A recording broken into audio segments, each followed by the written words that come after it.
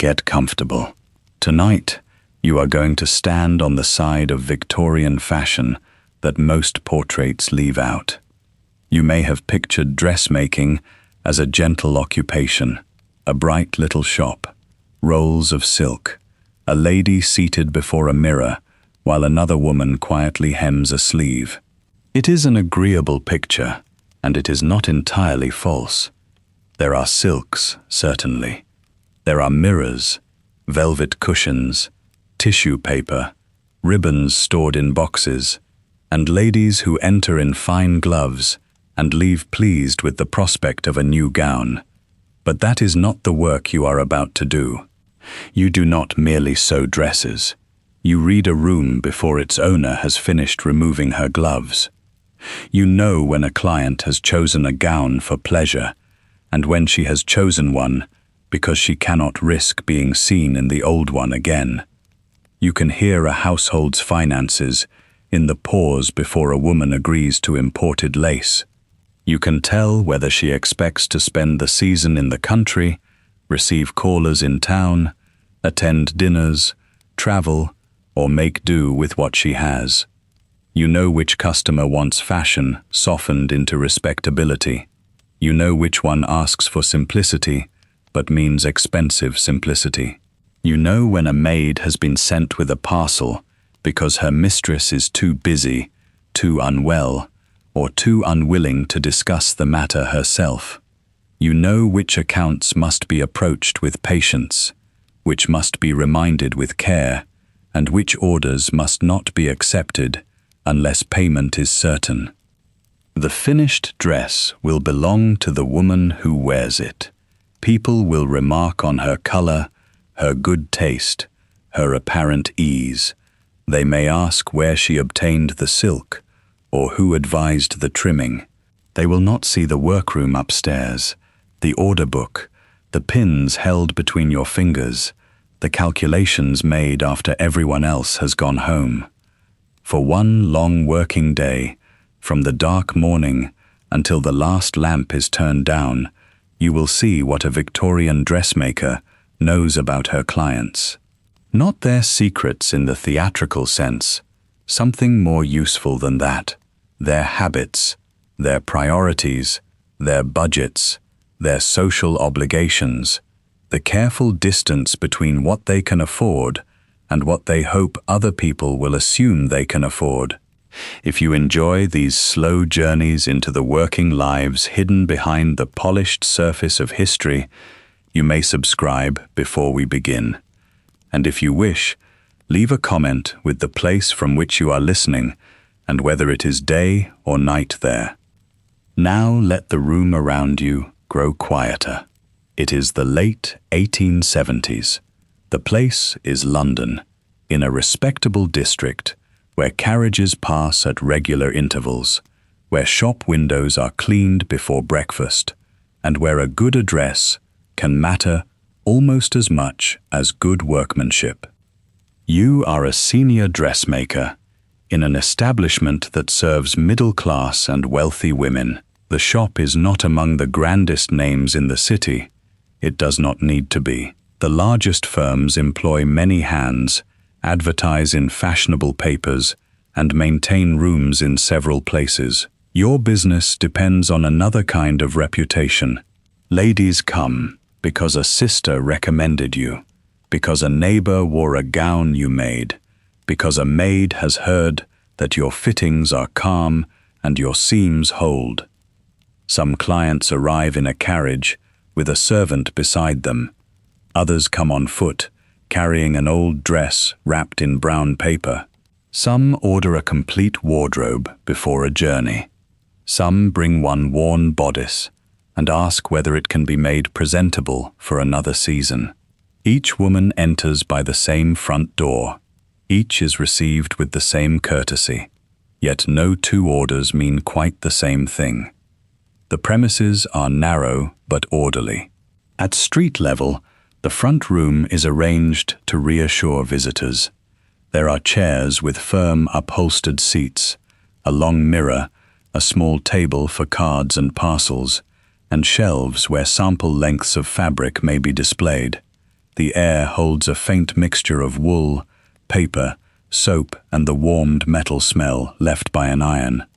Behind a curtain, or through a discreet inner door, lies the fitting room. It is not large. It contains another mirror, a dress form, a screen, a chair for a maid or companion, and enough clear floor for a client to turn, step forward, and see the fall of a skirt. Here, the work must appear smooth. Pins are kept close at hand, but not scattered. Garments are lifted neatly. Questions are asked in a tone that makes them seem almost unnecessary. Above, or farther back, are the workrooms. Their tables are scarred by shears and pins. Chalk dust collects in pale marks along the edges of cutting boards. Garments in several stages of completion hang from hooks and rails. A skirt without its final fastening, a bodice basted in white thread, a sleeve waiting to be set, a parcel of ribbon whose color must be judged in daylight rather than gaslight. This is where the day truly begins. You are not simply the most experienced needlewoman in the room, though you must be capable with a needle. Your position asks for more than neat stitching. You receive clients, you take measurements, you judge fit, you direct assistance. You look at an order and decide whether the fabric should be cut by the most practiced hand, whether an alteration can wait until tomorrow, whether a difficult customer needs reassurance, and whether an apparently small request conceals 3 days of labor. You keep the order book, or oversee the person who does. That book is the practical memory of the business. It contains names and addresses, dates promised, fabrics chosen, deposits paid, old measurements, notes from past fittings, and the small warnings that make the difference between a satisfied customer and a lost one. A line in the book may say that a particular client dislikes a high collar. Another may note that a skirt must allow for walking to church. One customer prefers dull shades. Another asks for the newest color from Paris, but wishes it made less conspicuous. A regular client may have a trusted maid who understands the language of hems and sleeves, as well as her mistress does. Another may send instructions so vague that every word has to be translated into an actual garment. You have learned to preserve such knowledge without turning it into gossip. That restraint is part of the trade. A dressmaker sees women at a moment of unusual self-scrutiny. A client stands before a mirror and considers how she will be received by other people. She may be cheerful, impatient, uncertain, hurried, or very sure of herself. She may speak freely because she assumes the workroom is beneath notice. She may say almost nothing because she has learned that servants and tradeswomen hear more than society imagines. You hear what is useful to the work, no more. Still, a dress is never only cloth. It must suit an occasion, a season, a neighborhood, the hour of the day, and the company expected. A dark wool gown can be sensible economy for one client and an unsuitable choice for another. A pale silk may signal leisure, but it also signals the ability to keep it clean, store it properly, and have it altered when fashion shifts. A great deal can be said without anyone saying it aloud. Here is the first mistake people make about women who worked in trades like yours. They imagine that your clients possess the power, and you merely obey it. The client does have power. She pays, or promises to pay. Her custom may bring introductions.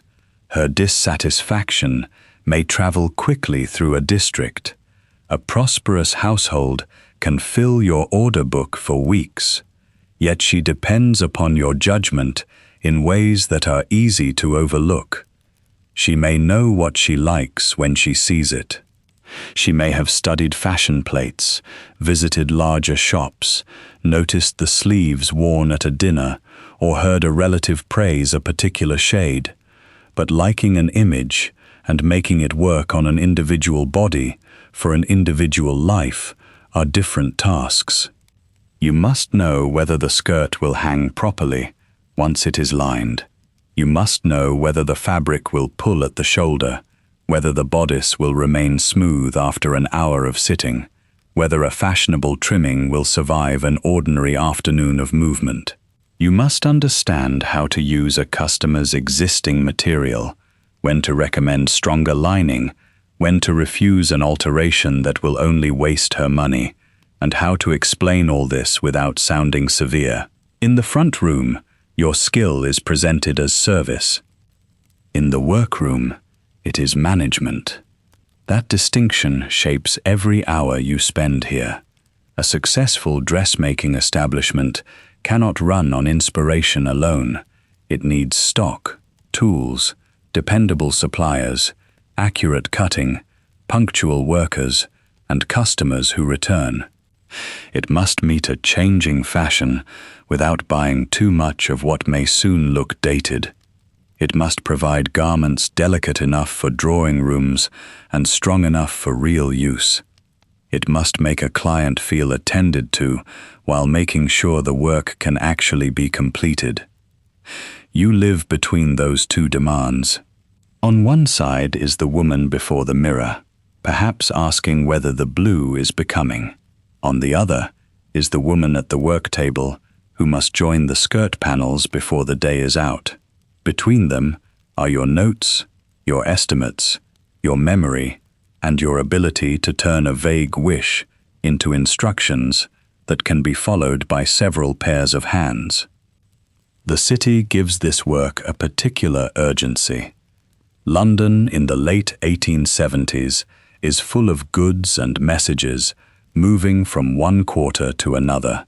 Fabrics arrive from merchants, buttons come in small boxes, milliners send hats to be matched with gowns. Laundresses, maids, cabmen, shop assistants, clerks, and messengers carry the ordinary business of households through the streets. Fashion journals circulate new shapes and colors. A client who sees a sleeve in one window may want a version of it by the following week. Yet fashion does not erase practical limits. A gown must be paid for. It must be fitted. It must be made by someone who knows how to cut it. And in a city where customers can choose among many shops, good work must be paired with good manners. Your authority is therefore quiet, but it is real. The younger women in the workroom watch how you handle the difficult moments. They notice whether you contradict a client directly, whether you let a poor choice pass, whether you give an instruction twice when once would have been enough. They learn that the business has rules not written in any pattern book. Never promise a date you cannot meet. Never blame an assistant in front of a customer. Never allow a garment to leave with a visible fault. Never discuss one client's affairs with another. Never let a grand order distract you from the smaller work that keeps the rooms busy in an ordinary week. The public may call this a woman's trade, as though that explains it. It explains very little.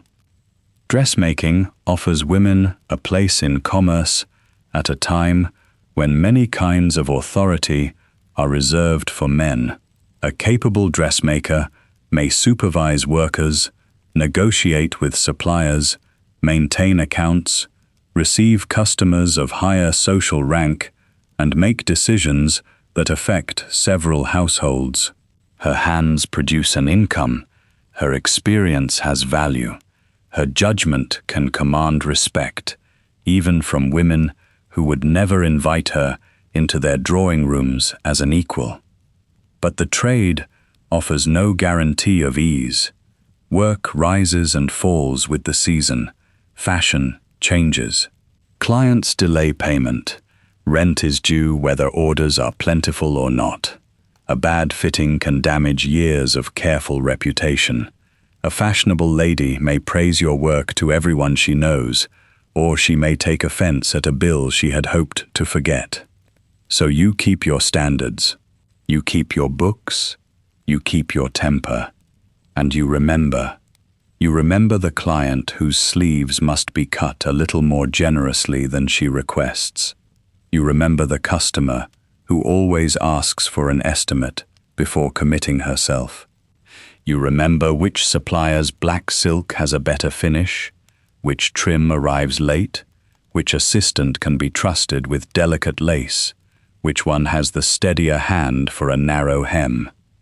By the time the first bell rings, much of the day's work has already been arranged in your mind. Outside, the street is still dim. Shop fronts remain shuttered. The upper windows of neighboring houses show only a little early light. Soon there will be wheels on the road, knocks at doors, cards delivered on trays, and women arriving with expectations that must be turned into garments. For the moment, the workrooms wait in darkness. The cutting table is clear only in the center. Folded fabric rests at one end, beneath brown paper. A dress form stands without its gown. Somewhere beyond the back wall, a coal fire is being coaxed into life. You have not yet received the first client. You have not opened the order book. You have not seen what yesterday left unfinished. But you already know this much. Before the day is over, several women will leave believing they have made decisions about color, shape, expense, and display. They will have made them in part, yet each decision will pass through your hands. You will measure what can be measured, infer what cannot be asked directly, and make the final result appear natural. Now you reach for the key, unlock the door, and enter before the bell rings. The entry smells of dust, wool, and the faint mineral breath of the street. Overnight, the air has settled around the rooms. It holds yesterday's warmth only in the corners nearest the grate. You close the door behind you and turn the key again. A dressmaking establishment cannot be left open to chance. There are boxes of silk ribbon in the front room, lengths of cloth in the back, small drawers full of buttons, hooks, eyes, steel pins, and needles. More valuable still are the account books, the order book, and the papers that tell you which garment belongs to which customer. A misplaced bodice can be remade. A misplaced order may cost the shop a family's custom. The maid who comes in before the assistants has already swept the front step. Soon she will light the fire downstairs, polish the bell pull, and make the receiving room fit for visitors. But the workrooms belong to you first. You move through them, with your gloves still on, lifting the brown paper that covers a length of dark blue serge. It has been cut for a walking dress, its skirt panels marked in chalk along the selve edge. Beside it lies a pale silk bodice, basted but not yet lined. The long white stitches are meant to be temporary. They hold the pieces together just firmly enough for a fitting, while leaving every seam available for correction. On a chair waits a black gown with one sleeve unfinished. The customer has asked for it by the end of the week. Black is never a simple matter. It shows every loose thread and every imperfect joining. It must be pressed with care. It must not take on the shine that comes from too much heat. The fabric itself is not especially difficult, but customers who order black often look more closely than those who choose a cheerful printed cotton.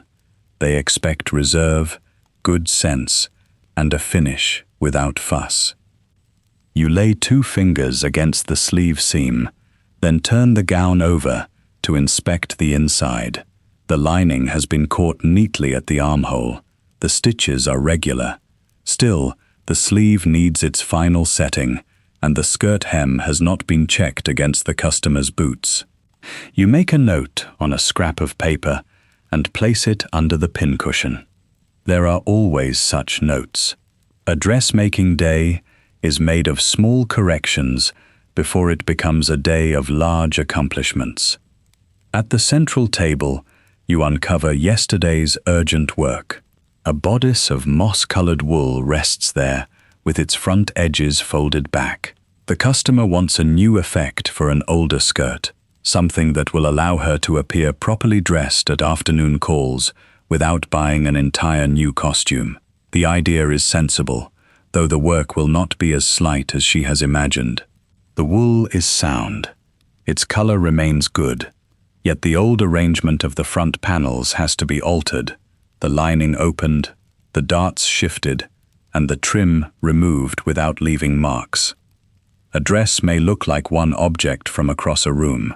In your hands it becomes a collection of decisions. There is the cloth itself, the direction in which it has been cut, the strength of the seams, the way a skirt hangs from the waist, the amount of room allowed at the elbow, and the place where a fastening can be reached without spoiling the line. There is the question of whether a ribbon has enough body to hold a bow, whether a button is too heavy for the fabric beneath it, whether a narrow strip of velvet will improve a gown or merely announce that someone has tried to improve it. You remove your gloves and place them in the drawer of the small desk. Then you open the shutters at the back. The morning enters slowly. It is a grey London light, useful but ungenerous. It reaches the cutting table first, then the rows of chairs, then the dress forms standing along the wall. They have no faces, no hands, no voices. Yet before the day is done, they will wear the shapes of women who have all three, and who will look at themselves in the mirror with different hopes. One assistant arrives by the back entrance, her coat buttoned close against the chill. She nods to you, sets down her parcel, and begins at once to uncover the machines. Another comes shortly afterward, carrying her lunch wrapped in cloth. Neither waits to be told what a workroom looks like in the morning. Chairs are moved into place, scraps are gathered, thread is sorted by color, the kettle is set near the fire. You inspect the machine nearest the window. Its wheel turns smoothly beneath your hand. The treadle is clean enough. A machine can join long seams with a speed that hand sewing cannot match, but it does not replace skill. It cannot decide whether a bodice pulls across the back. It cannot judge a sleeve from the customer's movement. It cannot make a hem that falls evenly all around a skirt. It cannot tell when a client says, "I should like something simple," but means that she wants simplicity, made from expensive material, shaped according to the newest fashion, and noticed without being discussed. The machines have changed the pace of the trade. By the late 1870s, a capable establishment may use them for many seams, linings, and plain construction. Yet the work that catches the eye still depends on hands. A fine edge is often finished by hand. Hooks and eyes are sewn on by hand. Trimming is applied by hand. A delicate sleeve, a precise pleat, a line of braid that must lie flat around a curve, all ask for patience rather than speed. At the far end of the room, the pressing table waits beneath its cover. The irons are heavy and plain. They will be heated at the stove, tested carefully, and passed over seams with a cloth between metal and fabric. Pressing is not an afterthought. It is one of the things that gives a garment authority. A seam, pressed open, lies quietly. A dart pressed in the right direction helps a bodice settle against the figure. A skirt panel that has been pressed badly may appear tired before it has even left the shop. The public sees the finished gown in a drawing room, a carriage, a theatre lobby, or beneath gaslight at dinner. It does not see the paper patterns pinned flat on the cutting table. It does not see the chalk marks, the loose basting, the discarded snippets of lining, or the small burns that appear on a pressing cloth after a hurried afternoon. The visible dress depends on a large amount of work that is meant to vanish. You cross to the cabinet where the paper patterns are kept. Some are carefully folded, others are rolled and tied with string. A pattern is not a gown, nor even a promise that a gown will fit. It is a beginning. The cutter takes measurements and translates them into cloth. A little extra may be allowed where alteration is likely. A curve may be adjusted for a familiar customer. A line that looks well in a fashion print may be changed because it will not suit the woman who has ordered it. The fashion journals on the shelf offer suggestions, not commands. Their illustrations arrive from Paris and elsewhere, carrying new sleeve shapes, fresh arrangements of drapery, changed proportions at the waist, and colors that will soon appear in shop windows. Customers bring them in, sometimes folded to a particular page, sometimes with a vague recollection of what they saw at another woman's house. You must know what is current. You must also know what can be made in the time available, from the fabric in hand, for the money a client is prepared to spend. That judgment is why the workroom has an order within it. The youngest girls begin with tasks that teach the fingers obedience. They tack seams. They wind thread. They sort trimmings. They learn to cut a straight line and to recognize the right side of a fabric. Their work may be undone and redone before it is accepted. An improver, further along, can be trusted with plainer sections of a garment and begins to understand why a sleeve has to be eased into an armhole rather than forced there. A seamstress with experience may construct a skirt, prepare a lining, or finish the less visible parts of a bodice. The fitter has another kind of responsibility.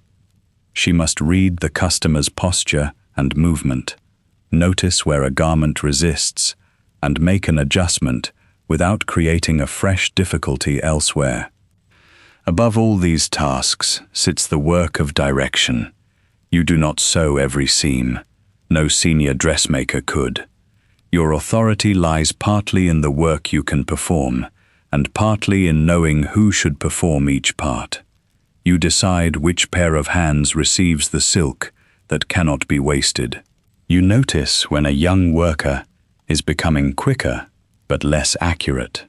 You keep an assistant from spending an hour on a flourish that does not improve the garment. You know when to allow a careful worker more time and when to take the piece from her before a delay carries through the entire room. This is a women's trade in many of its daily motions. Women measure, cut, stitch, fit, press, keep books, receive messages, and reassure customers. Yet that does not make it an easy profession for women. Skill has to be acquired slowly. Employment may rise sharply before the social season and thin out afterward. A shop can be busy one month and anxious the next. The work asks for close sight, steady hands, and long hours when an important order is due. For a woman who has learned the craft, dressmaking can offer wages and a degree of command not found in every occupation open to her. She can become known for good cutting, fine finish, dependable timing, or the ability to understand a difficult customer. She may supervise a room, manage accounts, and bargain with suppliers. Yet none of this frees her from the practical terms of business. Rent is due, whether the season is good or poor. Workers must be paid. Cloth must be purchased before it can become a gown. Customers may praise a dress and still delay settling the bill. You have learned not to confuse admiration with security. The assistant at the window holds up the blue serge for your inspection. The cut edges are clean.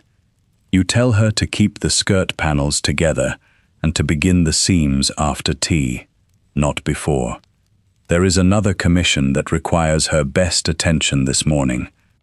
A younger girl asks whether she should finish the buttonholes on the pale silk bodice. You look again at the garment. The buttons have not yet arrived from the supplier, and buttonholes should not be placed until their size is certain. You tell her to prepare the lining instead, then show her how the edge must be turned. She watches closely. Her fingers are stiff with cold, but she nods and carries the bodice to her place. The grate has begun to throw out a little heat. It brings the faint smell of coal through the rooms. Someone pours hot water into the teapot. The work tables, so still a short while ago, now gather their proper clutter. Shears, thimbles, lengths of tape, chalk, pins, spools, folded linings, and narrow strips of fabric saved, because one day they may provide exactly the right facing or repair. From the front of the premises comes the sound of the maid lifting the blind. You go to the receiving room and stand for a moment near the mirror. It is tall enough to show a customer from shoulder to hem. The chairs have been set straight. On the small table lies a fashion journal, placed where it can be picked up without seeming to have been offered. A clean cloth covers the fitting platform. The room is respectable without being grand.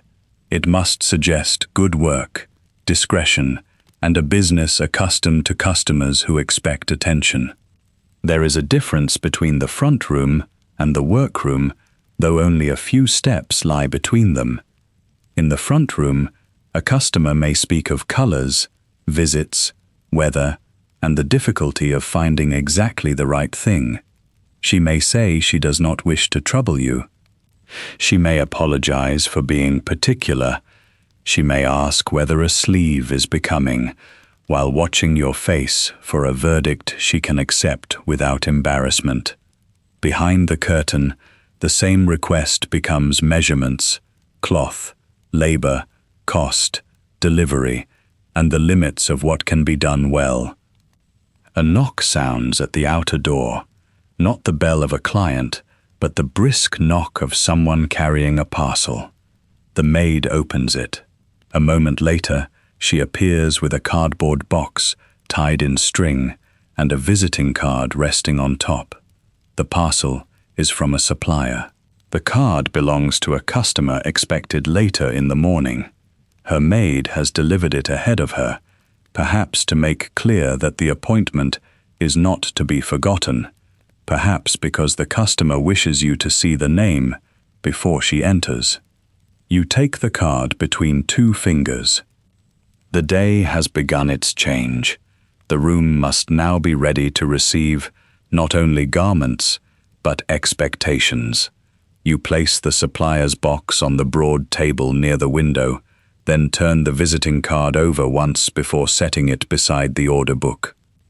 The book is bound in dark leather, its corners rubbed pale from years of hands opening it at speed.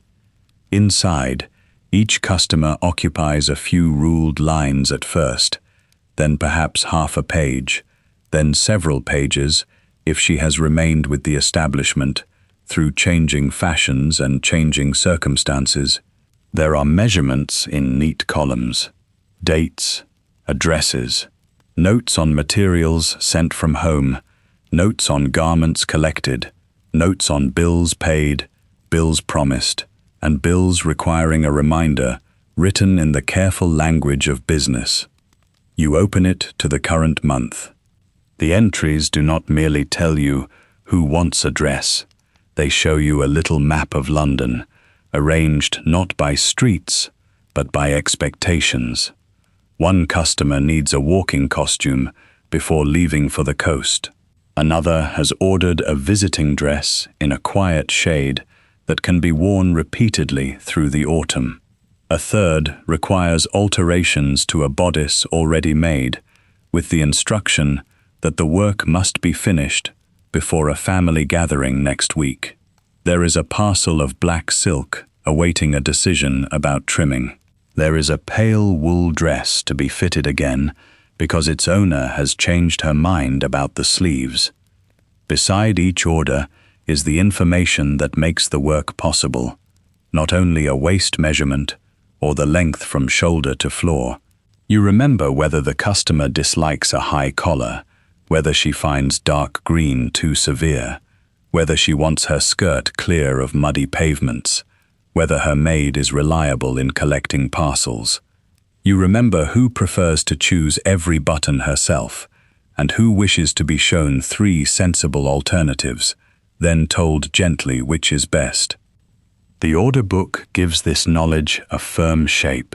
Your own memory supplies the rest. The customer whose card has arrived is due at 11. You have fitted her before. Her household is comfortably placed, though not so secure that expense can be ignored.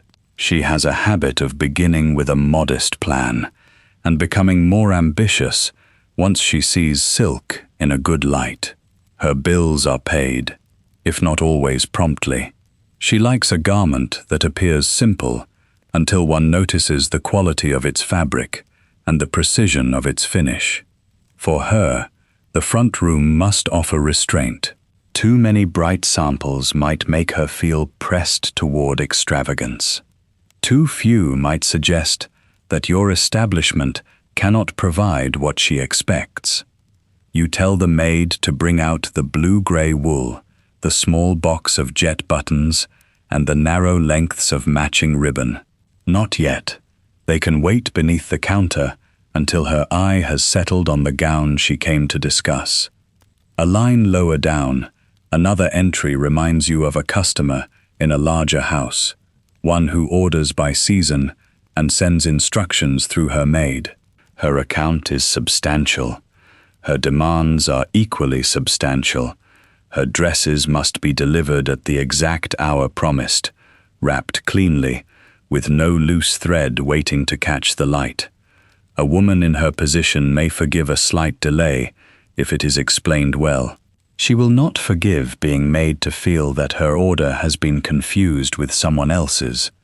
Then there is the customer who comes on foot, usually in the afternoon, with a folded piece of newspaper protecting the hem of her skirt from the weather. Her orders are smaller. They are no less important. A sturdy dress, properly cut, may bring her back twice a year. She recommends tradespeople to sisters, cousins, neighbors, and the women she meets at church or in shops. A business does not survive on grand commissions alone. It survives because enough people trust that their money will be treated with care. You run a finger down the page and stop at a name beside an unfinished account. No amount is written in the bold hand of a debt collector. That would not do. Instead, there is a small mark in pencil, made by you, and the date of the last promise. The customer has ordered 2 gowns since spring, both handsome, both made from materials that had to be paid for before the garments left this room. You have allowed time because her family has been connected to the shop for years, yet wages must be met on Saturday. The supplier who sent the box this morning will expect settlement in his own turn. Goodwill does not pay the coal merchant. You close the book for a moment and listen to the subdued activity behind the curtain. A pair of shears opens and shuts. Someone draws thread through wax. The small sewing machine begins its even mechanical beat, then falls silent again.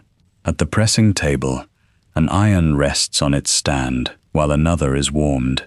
None of these sounds reaches the customer in the front room, with its proper softness, its polished chair, its fashion plates, and its carefully arranged light. That separation is part of the service. A customer buys a finished appearance. She need not watch the calculations that hold it together. A fashionable gown in the late 1870s may involve a great deal of money before a needle has begun its work. The amount varies widely, as all sensible figures must, in a trade governed by fabric, trimming, and fashion. A plain wool morning dress, made for regular wear, might cost a few pounds when fabric and labor are counted together. A more elaborate silk gown, intended for visits or dinner, can cost £10, £20, or far more when rich material, lace, ribbons, buttons, lining, and several fittings are included. For a household with ample income, such a sum is part of maintaining its place in the world. For a clerk's wife, or the daughter of a shopkeeper, even a dress costing £3 or £4 represents a decision that must be weighed against other needs. The price is not simply the price of cloth. It is the price of being suitably dressed in public, of making one garment serve many occasions, of avoiding the look of carelessness without appearing to chase fashion too openly. Silk carries its own message before it is cut. Fine silk catches lamplight differently from wool. It falls differently over a bustle, takes a different sort of trimming, and asks for a more attentive hand in the workroom. Velvet costs more still, not merely because of its rich surface, but because it can be unforgiving when handled badly. Its pile marks, its seams must be planned. A mistake cannot always be hidden by turning the piece around. Lace may arrive as a narrow edging, a length for sleeves, a collar, or an overskirt. Good lace is expensive. So are certain imported ribbons, metal buttons, elaborate braids, and artificial flowers made to look fresh enough for a season. Even a modest-looking gown can consume yards of lining, tape, hooks, thread, stiffening, and small fastenings that disappear inside the finished garment.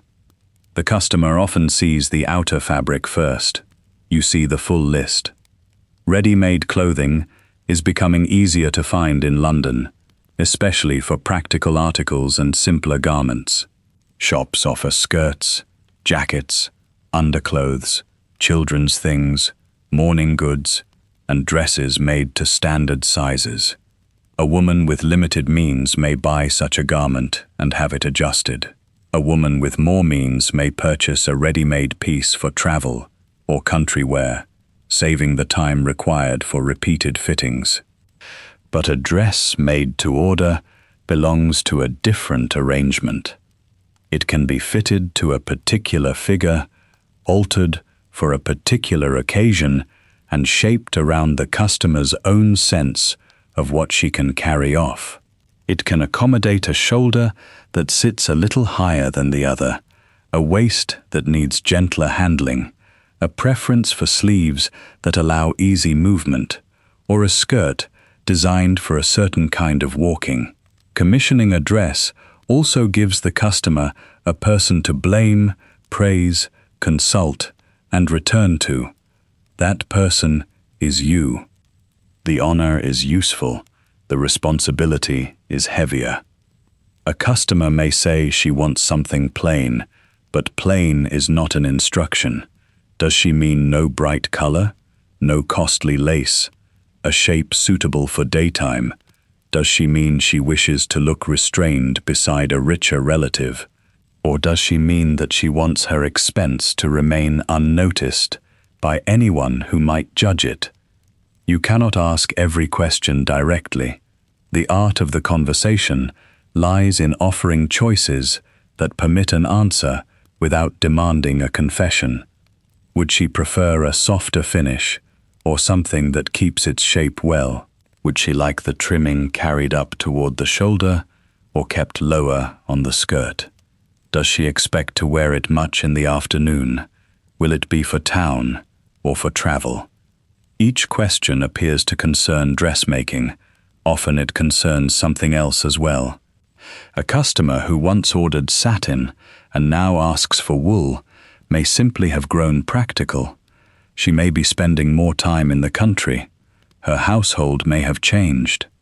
A customer who requests that an old gown be altered rather than replaced may be economical by habit, or may be facing a season in which economy has become necessary. A customer who needs 3 new dresses within a fortnight may be preparing for a series of engagements, a move, or the arrival of relations whose opinion matters. You notice. You do not announce that you notice. This restraint is worth as much as a good eye for proportion. The dressmaker stands close to the private edge of many households. You see women before they are ready to be seen by others. Their dresses are pinned, their plans unfinished, their choices still open to correction. A maid may mention that an evening has been brought forward. A client may sigh over the difficulty of finding a color that suits her. A parcel may arrive from a relative with fabric chosen elsewhere, and the fabric itself may tell you that the giver has ideas about how the garment ought to look. Yet this information is not yours to carry into another room. The trade depends on discretion. A careless remark can travel from servant to servant, from customer to customer, until an establishment is known not for fine work, but for loose talk. Fine stitching can be learned. Silence, properly used, is part of professional skill. You reopen the book. Near the back are measurements from earlier years, crossed through only when they are no longer useful. A body is not fixed, and neither is fashion. The waistline may rise or fall. A sleeve may broaden at the shoulder. Skirts may require more fullness behind or less. A customer may arrive certain that she still takes the same size she did 5 years ago, and it is rarely wise to challenge certainty with arithmetic. You measure afresh. You make the new gown sit properly. The old figures remain only as a quiet guide. There are notes on colors as well. Blue suitable. Mauve not preferred. Black silk supplied by customer. Avoid heavy trimming. Needs room at elbow. Collect by maid. Send bill at month's end. To another eye, such phrases might appear dry. To you, they are almost conversational. They recall the woman who found a fashionable shade, made her look tired. The one who disliked a tight cuff because she wrote letters every evening. The one who took her dresses abroad and needed hems that could endure railway platforms and hotel stairs. The one who always asked whether a certain style was too young when what she wanted was permission to wear it. An order book is not a record of secrets. It is a record of work, made personal enough to be trusted. Outside, wheels slow on the street. The sound is followed by the firm closing of a carriage door. Through the thin glass of the front window, you see movement at the curb. A maid in a neat bonnet, then a woman stepping down with one gloved hand held lightly against her skirt. She pauses to look at the shop front. Though she has been here before, customers often do. It gives them a moment to arrange their expression before they enter. You put the book on its stand and straighten the card beside it. The blue-gray wool remains hidden under the counter. The fashion journal lies open to a page you selected earlier, not because you expect her to copy it, but because it gives the conversation somewhere to begin. The chairs are placed at a slight angle toward the mirror. The fitting platform is clear. Behind the curtain, work continues, but more quietly now. The assistants know the first fitting of the day has arrived. The bell rings. You cross the front room and open the door. The client enters with the composed expression she arranged at the carriage door. Her maid follows, carrying a small parcel and a folded parasol. The client removes her gloves finger by finger, placing them on the table beside the order book.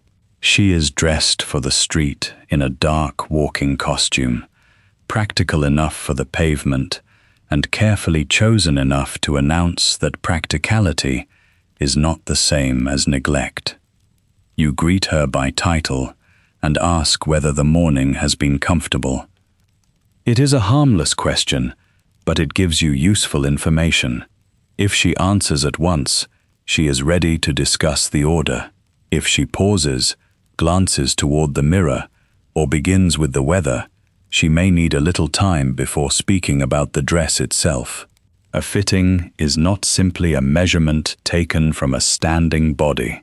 It is an arrangement between the customer, the garment, the occasion, and the person responsible for making all four agree. The maid places the parcel on a chair. The client has brought the gown that is to be altered. It is a soft brown silk, still in good condition, with a narrow fringe at the hem and a bodice that was fashionable when first made. The fabric catches the light unevenly, where it has been brushed by years of movement. There is nothing wrong with it. That matters. A dressmaker must learn to distinguish between a garment that is worn out and one that has simply lost its first shape. You ask whether she would prefer to begin with the new afternoon gown or the dinner dress. The afternoon gown first, she says. The other may wait. That answer tells you something about the order of importance. The dinner dress has been discussed, perhaps repeatedly, but the afternoon gown has an earlier appointment attached to it. A call, a luncheon, or an informal visit where she wishes to look suitably dressed without seeming to have prepared for display. Such garments are less grand than evening clothes, and often more demanding. A dinner gown may announce its purpose. An afternoon dress must remain adaptable. You lead her behind the curtain. The fitting room is narrow, but the mirror reaches almost from the floor to the cornice. A small platform stands in front of it. There is a chair for the client's maid, a table for pins, and a row of hooks carrying measuring tapes, bodice forms, and 2 unfinished sleeves. The air smells faintly of hot iron, wool, and the lavender water used on the linen cloth that protects the pressing board. The client removes her outer jacket. Her maid helps with the buttons, then loosens the existing bodice. You turn your attention to the work rather than to the person wearing it. This is one of the quiet disciplines of the trade. The body is present because cloth must fit a body, but the professional language remains about seams, ease, balance, and movement. You ask her to stand on the platform. The brown silk has been opened at the side seam. You have already marked the places where the waist has shifted and where the sleeve pulls slightly when the arm is raised. Now you watch the garment settle. The right shoulder sits a little higher than the left. Most people have some difference between one side and the other. A paper pattern may be symmetrical, but a living wearer is not. If you force the dress into perfect symmetry, it may look tidy on the table and uncomfortable in motion. You place 2 pins along the shoulder seam, then ask the client to lift her arm. Like this? Yes. And now reach toward the mirror. She does so. The silk draws across the back. You do not say that the back is tight. You say that it would benefit from a little more room. The distinction is not merely polite. It keeps the conversation focused on the garment and gives you freedom to solve the problem without making the client feel that the problem belongs to her. You mark the sleeve head with a piece of white thread. The client watches the mirror. Is the shoulder too high? Only slightly. Lowering it will give the sleeve a better fall. That answer is both true and useful.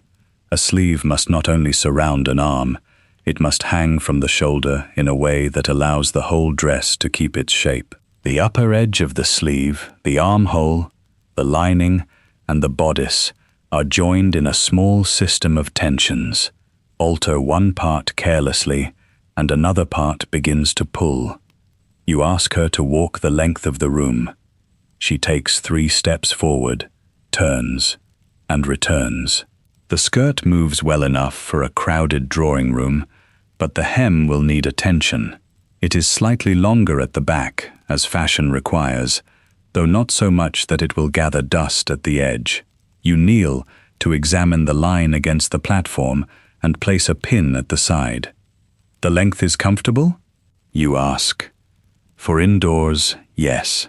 I should like it a little shorter for the street. The request is ordinary, yet it changes the order. A dress intended for calls may travel from a carriage to a tiled hall, across a pavement, and up a flight of steps. A hem suited to a polished room is not necessarily suited to the outside world. You note that the alteration must be made with care, because lifting the skirt too far could change its proportion against the bodice. You write the note on the card. This is how much of the fitting proceeds. A question that appears small, an answer that carries practical information, and a decision that must be recorded before the next detail takes its place. You are listening to the words, but also to what the garment asks when the wearer moves. The client removes the brown silk and tries on the unfinished afternoon gown. It is made from the blue-gray wool you inspected earlier. The color is quiet, but not dull, with enough variation in the weave to show the shape of the seams. The bodice has been basted rather than fully sewn, and the sleeves are attached with temporary stitches. The skirt is pinned at the waist. It is a working garment, but it already suggests the finished article. You fasten the front with a few pins. The client looks at herself again. Perhaps the neckline could be higher. You glance at the sketch. The original line is modest, but the client expects to wear the dress for visits where a more covered shape will feel appropriate. You can raise it by a small amount without making the bodice appear heavy. The collar will need to be altered as well, and the trim chosen with restraint. A narrow band of silk may be enough. Higher by this much? You indicate the distance with your finger. Yes, and not too much decoration. Then, the line should remain plain, with the interest carried by the buttons. She considers the suggestion. The buttons are not a trivial choice. Their size, shine, and spacing affect the entire impression of a dress. A row of bright buttons can make a simple wool appear more elaborate. Covered buttons can keep the effect subdued. Metal may suggest a sharper, more modern taste. The dressmaker's skill includes knowing when to stop adding. The client turns toward her maid. What do you think? The maid looks at the shoulder, the sleeve, and the front fastening before answering. She has been involved in the practical life of the wardrobe, and her opinion may be more informed than the client's question suggests. It sits better than the last one. You remember the last one. The waist had been cut too high, and the client had disliked the shape from the first fitting. She had not said so directly. She had worn it twice, then sent it back with a request that the sleeves be changed. You had understood that the whole silhouette was unwelcome, not merely the sleeves. Now you place a pin at the waist and step back. The client is not asking whether the dress is beautiful. She is asking whether it will let her move through the day without drawing the wrong kind of attention. She wants to look current, but not youthful in a way that might seem foolish. She wants the waist defined, but not so closely that sitting becomes awkward. She wants the color to suit the season and the company, and she wants to leave the house appearing as though the result required little thought. These requests are rarely stated in full. Victorian clothing was governed by more than fashion plates. The correct dress depended on the hour, the place, the weather, the season, the age of the wearer, and the people likely to see her. A morning dress, a visiting dress, a dinner dress, and a walking dress might all belong to the same woman, yet each carried a different set of expectations. The distinction between them could be visible in the fabric, the amount of trim, the shape of the sleeve, and the depth of the neckline. It could also be visible in what was absent. A dress for a quiet call might be considered too elaborate if it carried the ornaments suited to an evening gathering. A garment made for public promenades might need stronger materials than one intended to remain indoors. To dress correctly was to show that you understood the occasion before you arrived. That understanding had a social use. Clothing told other people whether you belonged in a room, whether you had mistaken one kind of invitation for another, whether your household could support the appearance you presented. It did not reveal everything about your circumstances, but it allowed others to make guesses. A dressmaker worked inside that system every day, translating general rules into particular garments. You are not simply making a blue-gray wool dress. You are making a dress for a woman who wishes to be noticed for good judgment, but not for expense. You are making it for an afternoon when she may sit in a bright room, stand near a mantel, walk across a polished floor, and speak to people who will glance at her clothing while pretending not to. The garment must hold its line in all of those settings. The client raises one arm. The sleeve pulls less now that you have eased the shoulder, but the cuff is too close to the wrist. You ask whether she prefers a narrow opening or one that allows a glove to pass without catching. A little more room, I write often, and tight cuffs are troublesome. You make another note. There it is, an instruction that will affect the construction. The sleeve must permit movement at the hand. The cuff should be neat, but not rigid. The lining must be cut with enough ease to follow the wool. You will tell the assistant who handles the sleeves, and you will check the final seam yourself. A client may never see the person who makes that adjustment. She may see only that the cuff feels right when she lifts a pen. Yet that comfort is part of what she has paid for. Good work disappears into use. The client asks about the trimming. You show her 3 possibilities. The first is a narrow velvet braid, dark enough to sit quietly against the wool. The second is a pale silk ribbon that would brighten the front but demand more care. The third is a set of covered buttons made from the dress fabric. She touches the velvet. That one, perhaps. It seems less fussy. You agree, though you do not say that it will also be less expensive. The client knows the price of materials, or at least knows that materials have prices. What she may not know is how many small decisions can raise the final bill. A strip of trim takes time to position and stitch. A button may require covering, spacing, and reinforcement. A change that sounds minor in conversation may send the garment back across several work tables. You explain that the velvet braid will suit the wool and keep the front clear. She asks whether the change can be made before her engagement on Thursday. You look at the card. Thursday is possible, but only if the bodice returns to the workroom today, the collar is cut before luncheon, and the sleeves are given priority over a less urgent commission. You do not promise before examining the other orders. A dressmaker who agrees too quickly may please a client for 1 minute and disappoint 3 days later. It can be ready for a fitting on Wednesday afternoon, you say. The final pressing and fastening can follow immediately. The client studies you in the mirror. And the finished dress on Thursday? Yes, provided there are no further changes at the second fitting. This is not hesitation. It is an accurate boundary. Your reputation depends on being accommodating, but also on making promises that the workroom can keep. She nods. Then, we shall leave it as you have planned.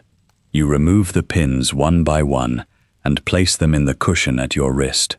The client steps down from the platform. Her maid helps her back into the walking jacket, smoothing the fabric at the shoulders. You carry the order card to the front room and add the alterations in a hand that the cutter and the seamstresses will understand. Raise the neckline slightly, ease the right shoulder, allow room at the cuff. Shorten the hem for outdoor wear. Use the dark velvet braid. Wednesday fitting. Thursday completion. The list looks simple. It represents an afternoon of cutting, basting, pressing, checking, and checking again. It also contains a portrait of the customer, though not a private one. She writes letters. She walks outdoors. She attends afternoon visits. She values restraint. She wants a dress that will serve her rather than announce its price. Before leaving, she asks whether the older brown silk can be made suitable for another purpose. You tell her that you will examine it properly once the new order is underway. Perhaps the skirt can be recut. Perhaps the bodice can provide sleeves or a panel. Perhaps the fabric will be better kept for a smaller garment. You do not decide from memory or politeness. The cloth must be opened, measured, and tested. She accepts this and takes her gloves from the table. At the door, she turns back. The blue-gray is not too plain.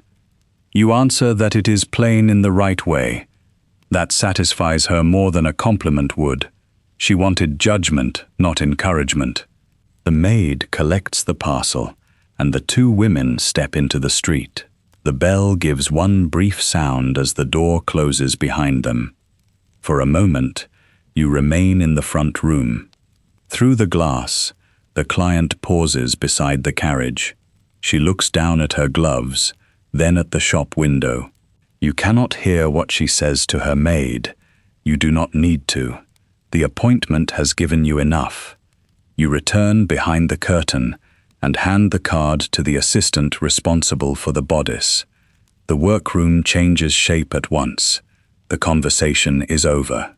The gown now belongs to the schedule. The shoulder must be opened, the neckline redrawn, and the sleeve eased before the wool loses the slight warmth of the client's fitting. One person carries the bodice to the cutting table. Another searches for the dark velvet braid. A third clears space beside the pressing board. The dressmaker's answer to a vague wish is a sequence of exact tasks. By the time the next carriage is heard outside, the client's uncertainty has become a marked seam, a revised line, and a length of velvet waiting in its paper wrapping. The next carriage does not bring a client. It brings paper parcels, tied with string and marked in the supplier's hand. The delivery boy is young, solemn, and already tired from carrying boxes through the streets. He sets the parcels on the counter, accepts the signature you give him, and is gone before the bell has stopped moving. Inside the largest parcel are the bolts you ordered 3 days ago. The paper is opened with the shears kept for that purpose alone. It is not wise to use dressmaking scissors on string, paper, or anything that might blunt their edge. A blade that fails at the cutting table wastes more than cloth. It wastes time, and time is the one expense no supplier will replace. The first bolt is a fine black wool, smooth beneath your palm, with enough body for a walking dress. Its surface catches the light only faintly. It will not show every speck from the pavement. It will hold its shape through a day of calls, a journey in a brougham, a wait in a draughty hall, and an afternoon seated on upholstered chairs. You unroll a little more. The weave is even. The color is true. There is no pale streak running through the length, no rough knot that would force the cutter to shift a pattern piece and lose valuable material. You nod once and tell the assistant to place it on the shelf reserved for ordered goods. The second bolt is a warm brown cloth with a narrow raised check woven into it. This one is for a customer who has asked for something useful, though she has not used that word.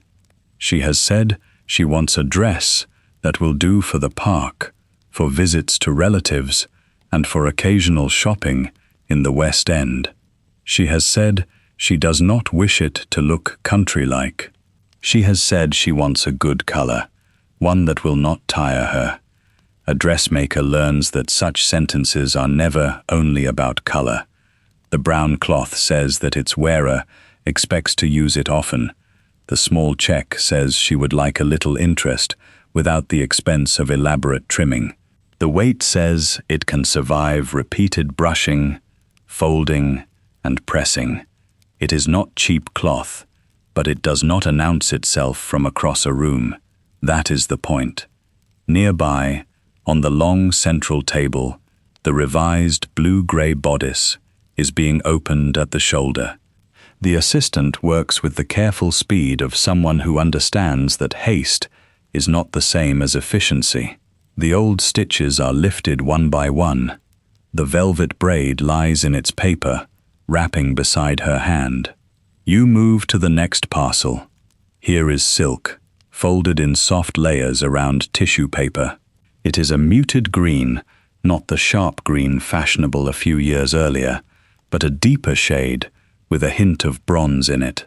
The client who ordered it is not young and does not wish to be dressed as though she were.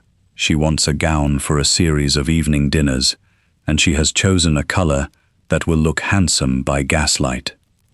Silk is a conversation in itself. It speaks when the wearer moves. It catches at chair arms.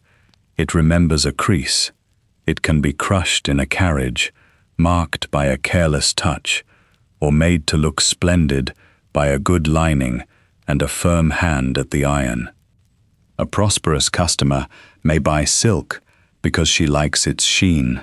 A customer with a narrower allowance may buy it for one important occasion and then expect it to serve for years, altered when the fashion shifts. Neither choice is simple vanity.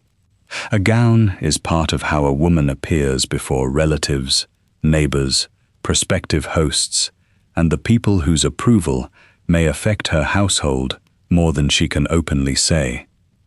This is worth considering, because fabric is often treated as if it were merely the raw material of fashion. In your workroom, it is also evidence. A bolt of plain wool may mean a fixed household budget, a practical temperament, a long journey, or a life filled with children who leave muddy handprints at an inconvenient height. Black silk may be ordered for formal calls, for a season of restrained dress, or because black has become the safest answer to every uncertain invitation. A pale muslin can suggest summer travel, youth, an afternoon garden party, or a woman willing to trust the weather and the laundress. No single choice tells the whole story. You are not a fortune teller standing over a length of cloth. Yet after years at the counter, patterns emerge. You notice who asks first, whether a fabric will clean well. You remember who always requests enough extra material for repairs. You know which customers prefer a new bodice with an old skirt, and which will not permit last year's trimming to remain in the room. You hear the difference between, "I should like another dress," and, "I suppose I must have something." A fashionable dress has to be read from a distance and at close quarters. From across a drawing room, its color and outline matter first. Nearer by, the eye notices the quality of the cloth, the edge of the sleeve, the neatness of the fastenings, the way a skirt falls when its wearer turns. The woman wearing it may be judged in seconds. The dressmaker has spent days making those seconds look unstudied. The green silk is carried to the table by the window. There, in daylight, you can see its true color. Gaslight is generous to some fabrics and unkind to others. A shade that looks rich in the evening may appear dull by morning. A blue that flatters one complexion can turn gray in a hall with poor light. This is why a dressmaker keeps samples near the window and does not rely on a customer's description of a color seen elsewhere. The work of a gown begins beneath the surface, long before the trim is chosen. The outer fabric is only one layer. A bodice may need lining to support it and keep its shape. It may need a firmer layer between lining and silk, especially at the front, where buttons or hooks must lie flat. A skirt may be lined where the fabric requires protection, or faced at the hem with a sturdier material to guard against dust and wear. The inside of a well-made dress contains stitching the public will never see, but which decides whether the outside remains graceful for an hour or for a season. Boning is used where a bodice needs structure. Not every dress requires the same degree of support, and not every customer wants the same stiffness. Some prefer a firm front and a close waist. Others want enough ease to sit through a long meal without feeling held in place by their own clothing. The best fit is not simply the smallest one. It is the one that lets the garment behave properly while its wearer moves through the day expected of her. Fastenings require their own judgment. Hooks and eyes can disappear neatly beneath a fold. Buttons can become decoration as well as closure. Covered buttons may be made from the gown's own fabric, but they demand care and add expense. A row of fine buttons down the back can look simple to a visitor. To the person sewing them, each one means fabric cut, turned, secured, and matched. Then there are the hidden choices that affect the visible line. A heavier hem can help a skirt fall cleanly. A strip of tape can keep a seam from stretching. A modest puff at the sleeve head can alter the whole balance of the shoulders. A facing at the neckline can prevent a delicate edge from losing its shape after only a few wearings. Your clients may notice the result without knowing how it has been made. That is not an insult to them. They have other knowledge. They know their own circles, their rooms, their obligations, the expressions of people who will see them. Your knowledge is different. You know what must happen inside a dress so that it can carry their intentions into public. At the far end of the room, an apprentice holds up a length of velvet to the light. Velvet is never merely velvet. Its pile changes direction. If pieces are cut without attention, one panel may look darker than the next. It must be handled gently, pressed with care, and never treated as though it were ordinary wool. A careless iron can flatten the surface. A careless hand can leave marks that no amount of brushing will entirely erase. For the blue-gray gown, the velvet braid will be used sparingly. A narrow line at the neckline, perhaps a controlled detail at the cuff, enough to give the dress purpose, not enough to make the wearer look as though she has dressed for an occasion grander than the one she named. This is the difference between a walking dress and a visiting gown, though the distinction may seem slight when both are hanging quietly on a stand. A walking dress must tolerate the street. Its skirt is arranged with movement in mind. The fabric should resist dust and recover from the slight pull of a gloved hand, lifting it clear of a curb. The trimming must not catch too easily. Its wearer may be seen by acquaintances, but she is not presenting herself for a long, settled inspection. A visiting dress has another task. It is made for interiors, for the moment after a caller is announced, for an hour spent seated where the fabric can be admired without being tested by rain or mud. It may carry finer braid, softer color, more elaborate sleeves, or a delicate arrangement at the bodice. It must still be tasteful. A gown that tries too hard is as dangerous socially as one that appears careless. An evening gown goes further. It expects lamplight, conversation, music perhaps, and the close attention of a room arranged for display. Its fabric may be lighter, its skirt fuller, its trimming more expensive. Yet even then, the customer does not merely ask for beauty. She asks, in the language of color and cut, to belong in the room she is entering. You lift the green silk again and picture it under chandeliers. It will need a lining with enough firmness to keep the bodice steady. The skirt panels must be cut with attention to the direction of the weave. The client has asked for a little jet trimming, not too much. You make a note beside her order: bronze green silk, evening gown, black jet at bodice and lower drapery, fitting next Tuesday. The pencil moves quickly. An order book is less romantic than a fashion plate, but it is where good intentions become work that can be completed. The final parcel is smaller. It contains the trim ordered for the urgent commission. You know something is wrong before the paper is fully opened. The sample you selected had been a dark blue velvet braid, narrow and dense, with a clean edge. The braid in the parcel is lighter than it should be. Worse, the pile is thin.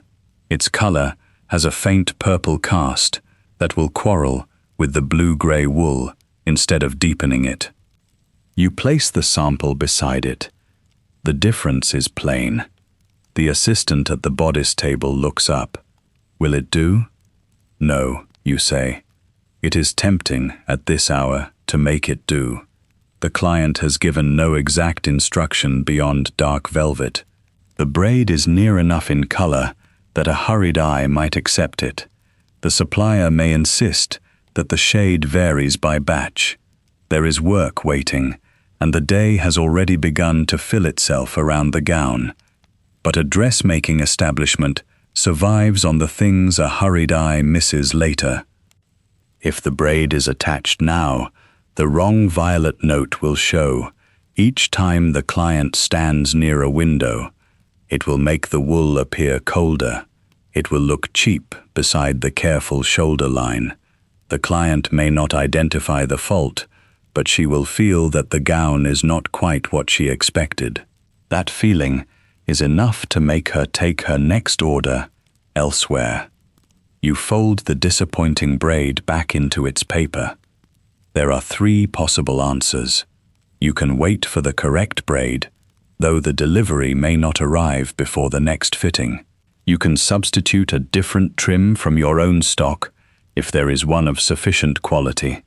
Or you can send an urgent note to the supplier and ask whether a better piece can be brought before the afternoon is out. The decision depends on more than color.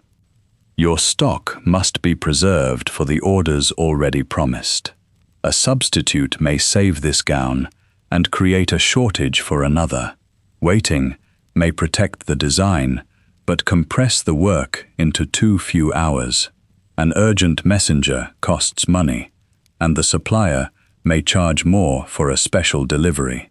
Still, a visible mistake costs more than a messenger. You go to the cabinet where the best trimmings are kept in labeled boxes. There are braids for morning gowns, narrow satin ribbons, black silk cord, jet fringe wrapped in tissue, and lengths of velvet left from commissions finished months ago. Each has been retained because a good dressmaker does not throw away useful material simply because an order is complete. After a few minutes, you find a roll of deep blue silk cord. It is darker than the original braid, finer too, and it would make a restrained outline at the neckline. It cannot be used at the cuffs in the same way. Yet, with a small alteration to the plan, it may be better than the first idea. You carry it to the bodice and lay it along the revised shoulder seam. The blue-gray wool quiets beneath it. The line is neat, the effect is less soft, more assured. You will need to change the cuff, you tell the assistant. She studies it, then nods. A plain cuff, with the cord only at the edge? Exactly, and no bow. The line is enough. The rejected braid remains in its parcel. You will return it with a note that is polite, firm, and impossible to misunderstand. For now, the workroom has another answer. The silk cord is measured. The sleeve pieces are lifted from the table. Outside, wheels pass over the street stones, and somewhere beyond the front room, a customer's voice asks whether you are available. You smooth the blue-gray wool once more, before turning toward the bell. The bell has barely stopped when the assistant at the front room door appears again. "A lady to see you," she says. She has brought a gown. There is a particular weight to those final words. A new dress arrives folded in tissue, perhaps in a bandbox, perhaps accompanied by a sample of fabric and a letter of instruction. An old dress comes carried with care, often in the arms of a maid, sometimes in the hands of its owner herself. It has already had a life in drawing rooms, at dinners, in hired carriages, and beneath gaslight. It may carry the faint scent of cedar from its storage box. It may have a crease at the waist where it has been folded too long. You leave the blue-gray wool on the table and cross into the front room. The client is waiting by the mirror. Her maid stands a little behind her with a large brown paper parcel. The client has been here before. You remember the last commission, a dark green silk dress made 2 winters ago, with a fitted bodice, a trained skirt, and a narrow arrangement of velvet at the collar. At the time, the gown had been suitable for dinners and more formal visits. It had done exactly what it was asked to do. Now fashion has shifted. Not completely, not with a clean break that allows anyone to say that one thing is finished and another has begun. Fashion rarely gives such simple instructions. A skirt may be cut a little differently. A bodice may sit lower or longer. Trimming may gather in a new place. What looked current 2 years ago can begin to announce its age through a dozen small decisions. The maid places the parcel on the settee and opens it. There is the green silk. It is still handsome. The color has held. The cloth has not split at the seams or worn thin at the elbows. Its original expense is visible in the close weave and the mild shine of the surface. But the skirt has the fullness of an earlier season, and the velvet that once gave the collar a pleasing finish now makes the upper part of the bodice appear heavy. The client touches the sleeve with 2 fingers. "I do not wish to waste it," she says, "but I cannot wear it as it is." You understand at once. She does not ask for a new gown. She asks for the feeling of one. She wants the old dress to leave the workroom, carrying no obvious memory of its former shape. She wants friends who saw it last season to hesitate before recognizing it. She wants a garment that looks considered, not economized. "I think it can be altered very well," you say. This is true, with conditions. You lift the gown from the parcel and hold it by the shoulders. The silk falls in its old arrangement. You inspect the side seams, the hem, the fastening edge, and the places where the bodice has been strained by ordinary movement. Your hands make the assessment before you have put it into words.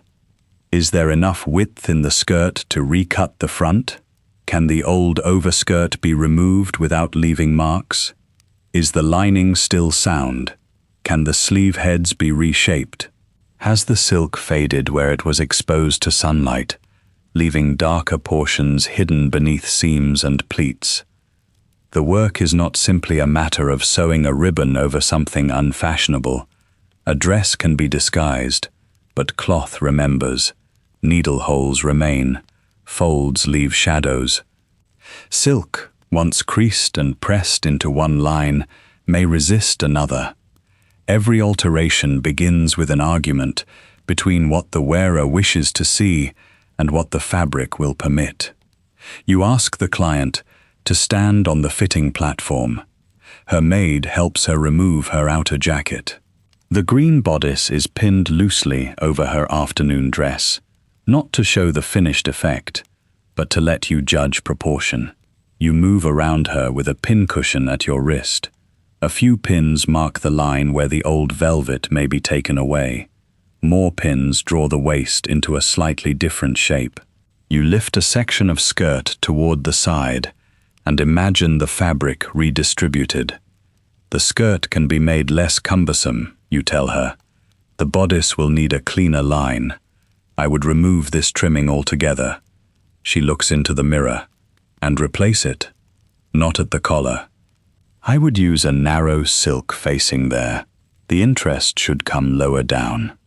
She turns a little, studying her reflection. Would it look new? It would look right. That is often the better promise. Newness can sound like an extravagant claim. Rightness suggests judgment. It tells the client that you understand the difference between copying a plate from a fashion journal and making a garment suit the person who will wear it. This is worth slowing down for.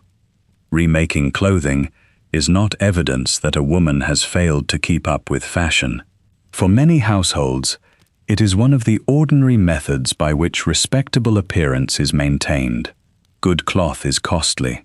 A silk gown may represent a substantial purchase, especially when its price includes lining, findings, trimming, fitting, and the many hours of labor hidden inside the seams.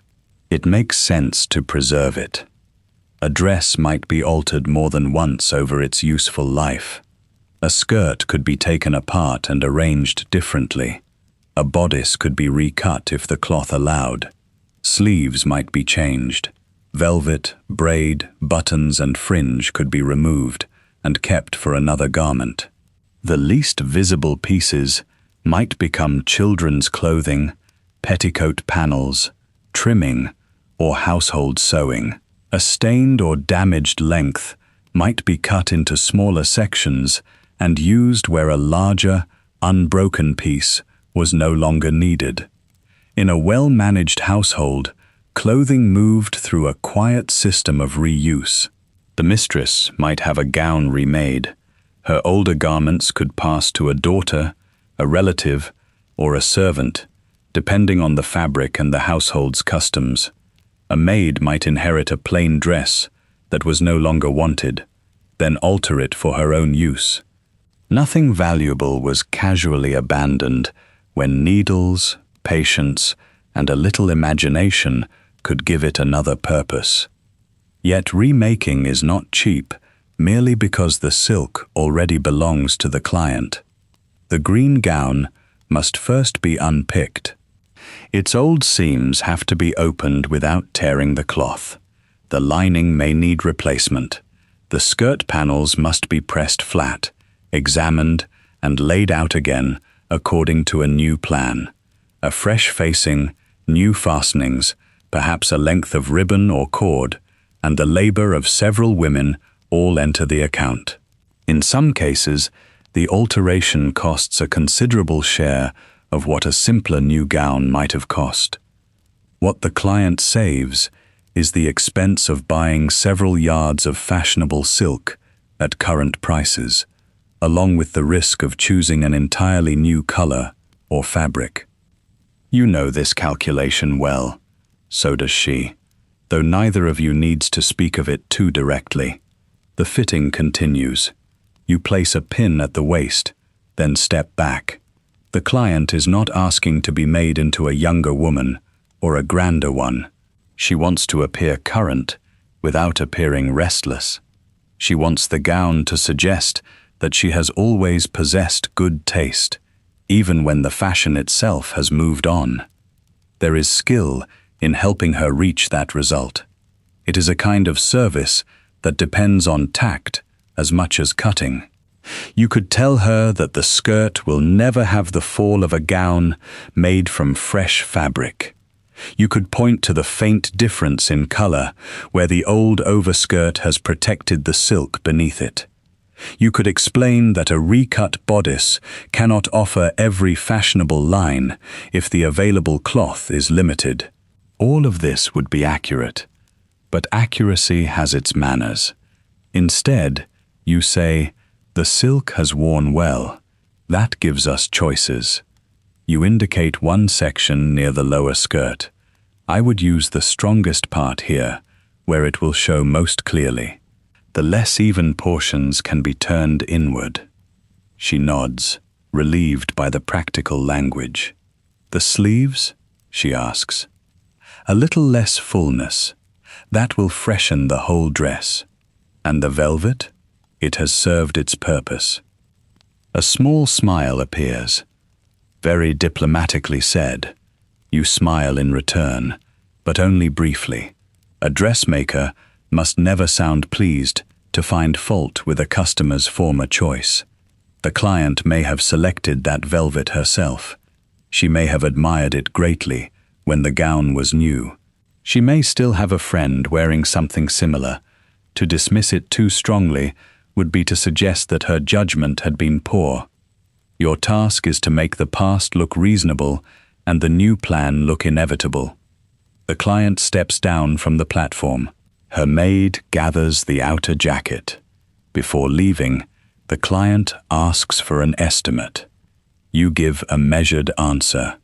The exact sum must wait until the gown is opened and the condition of the lining is known.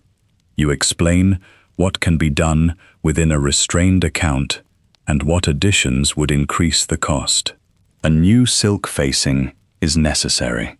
Fresh fastenings are advisable. If she wishes for elaborate trimming, that will change matters.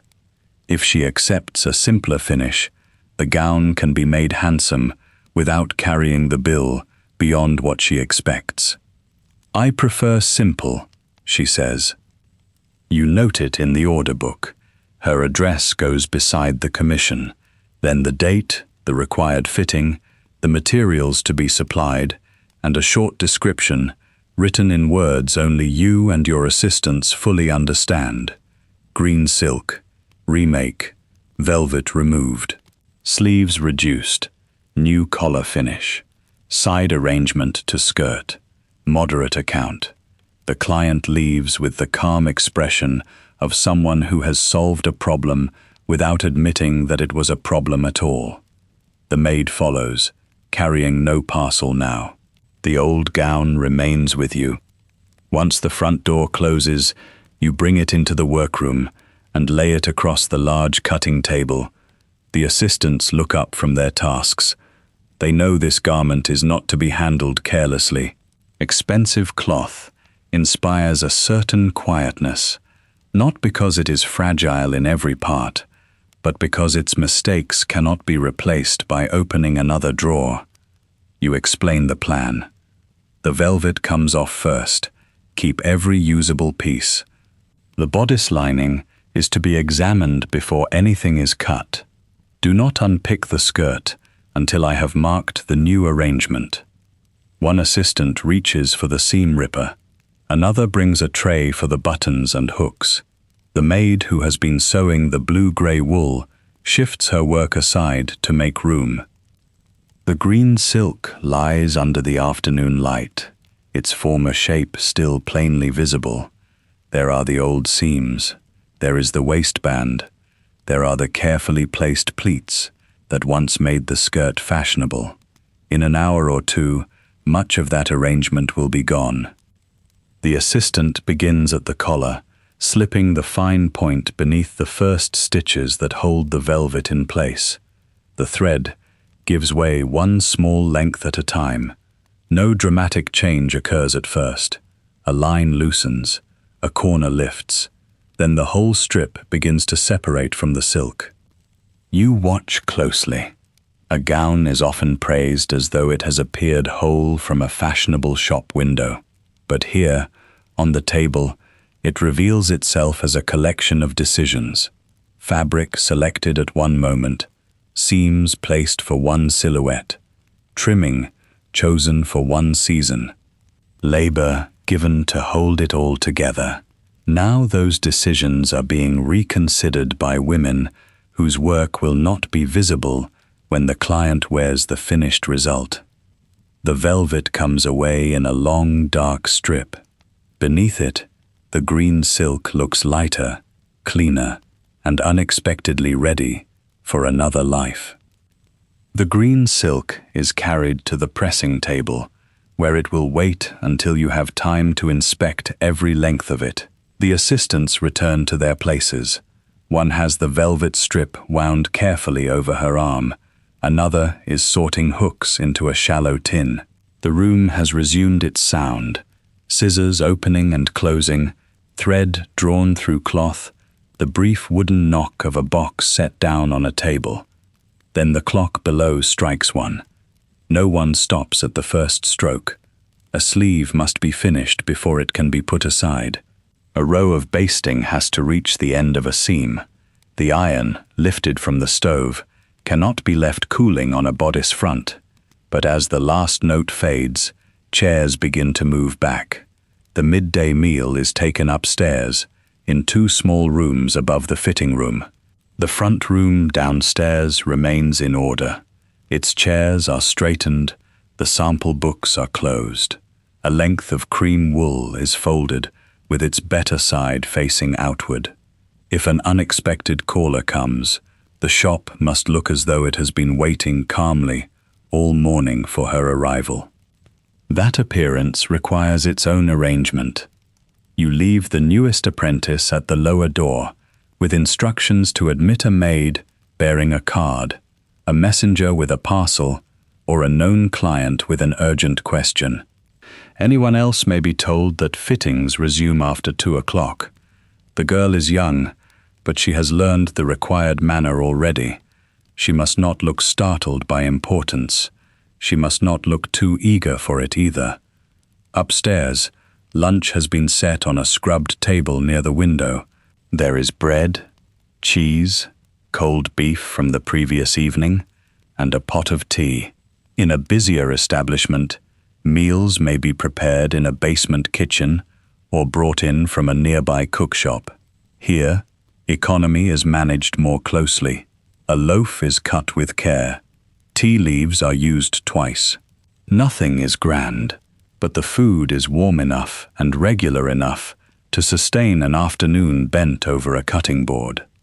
The assistants take their places with the quickness of people who have been standing since morning. Their fingers, so exact with silk and wool, are less formal now. One reaches for the mustard, another laughs at a remark about a customer's impossible preference for a shade of blue that is neither blue nor grey nor green, yet must somehow be all three at once. You allow the laughter for a moment. The workroom depends upon steadiness. A dressmaker who rules through constant sharpness will soon find that capable hands have gone elsewhere. London contains too many shops, too many private workrooms, too many seasonally busy houses in need of help. A skilled woman may not have complete freedom, but neither is she without choices. If another establishment offers better pay, more tolerable hours, or a mistress with a less difficult temper, word travels. So does warning. You take your tea at the end of the table with the order book beside you, though it remains closed while everyone eats. A senior dressmaker's meal is never fully separate from her accounts. You notice who has eaten little. You remember whose boots have begun to admit rain. You make a note to ask whether the younger cutter is still lodging with her aunt in Camden Town, because she has been arriving later than usual and has looked tired at the cutting table. These matters are not entirely charitable, though charity has its place. They are practical. A worker who leaves without warning may take with her the knowledge of a difficult client's measurements, the location of a pattern, and the particular way a certain bodice must be shaped to sit properly. More importantly, she takes away a pair of trained hands. The women who work for you are paid according to their skill and responsibility. A young apprentice may receive little beyond board, instruction, and a small allowance, especially if her family has placed her in the shop to learn. An improver, no longer wholly inexperienced, but not yet trusted with demanding work, earns more. A capable seamstress is paid by the week, or sometimes by the piece. A fitter or cutter, whose errors can waste costly fabric before a needle has even touched it, commands a better wage. The amounts vary greatly by district, season, and the standing of the business. There is no single Victorian rate that can describe every workroom. Yet the distinction between the roles is clear. The woman who trims a sleeve must possess neatness and patience. The woman who cuts the sleeve must understand grain, proportion, fashion, and the particular body for which the garment is intended. The woman who fits it must read the result on a living client, where a quarter-inch can alter comfort, balance, and confidence. Training takes years, because the eye must be trained as much as the hand. A beginner learns to thread needles, wax thread, keep pins from scattering, and stitch evenly along a marked line. She learns that good work is not merely small work. A seam can be tiny and still be poorly placed. A hem can be invisible and still pull at the edge of a skirt. She learns to press, which sounds simple until one sees what a careless iron can do to silk, velvet, or a raised pattern in wool. Later comes the harder knowledge: how to match a striped fabric so that the lines meet at a seam, how to turn a corner without making it bulky, how to recognize when a bodice has been cut too tight across the shoulders before the client is called in, how to strengthen a fastening without allowing the reinforcement to show, how to distribute fullness in a skirt so that it falls properly when the wearer walks. There are paper patterns, fashion plates, and printed guides, but none of these can replace judgment. The fashionable outline may be available to anyone who buys a journal. The successful translation of that outline into a gown for a particular customer is another matter. A pattern is only a beginning. The same fashionable shape must be adjusted for height, posture, age, purpose, fabric, and the private preferences that a client may express only indirectly.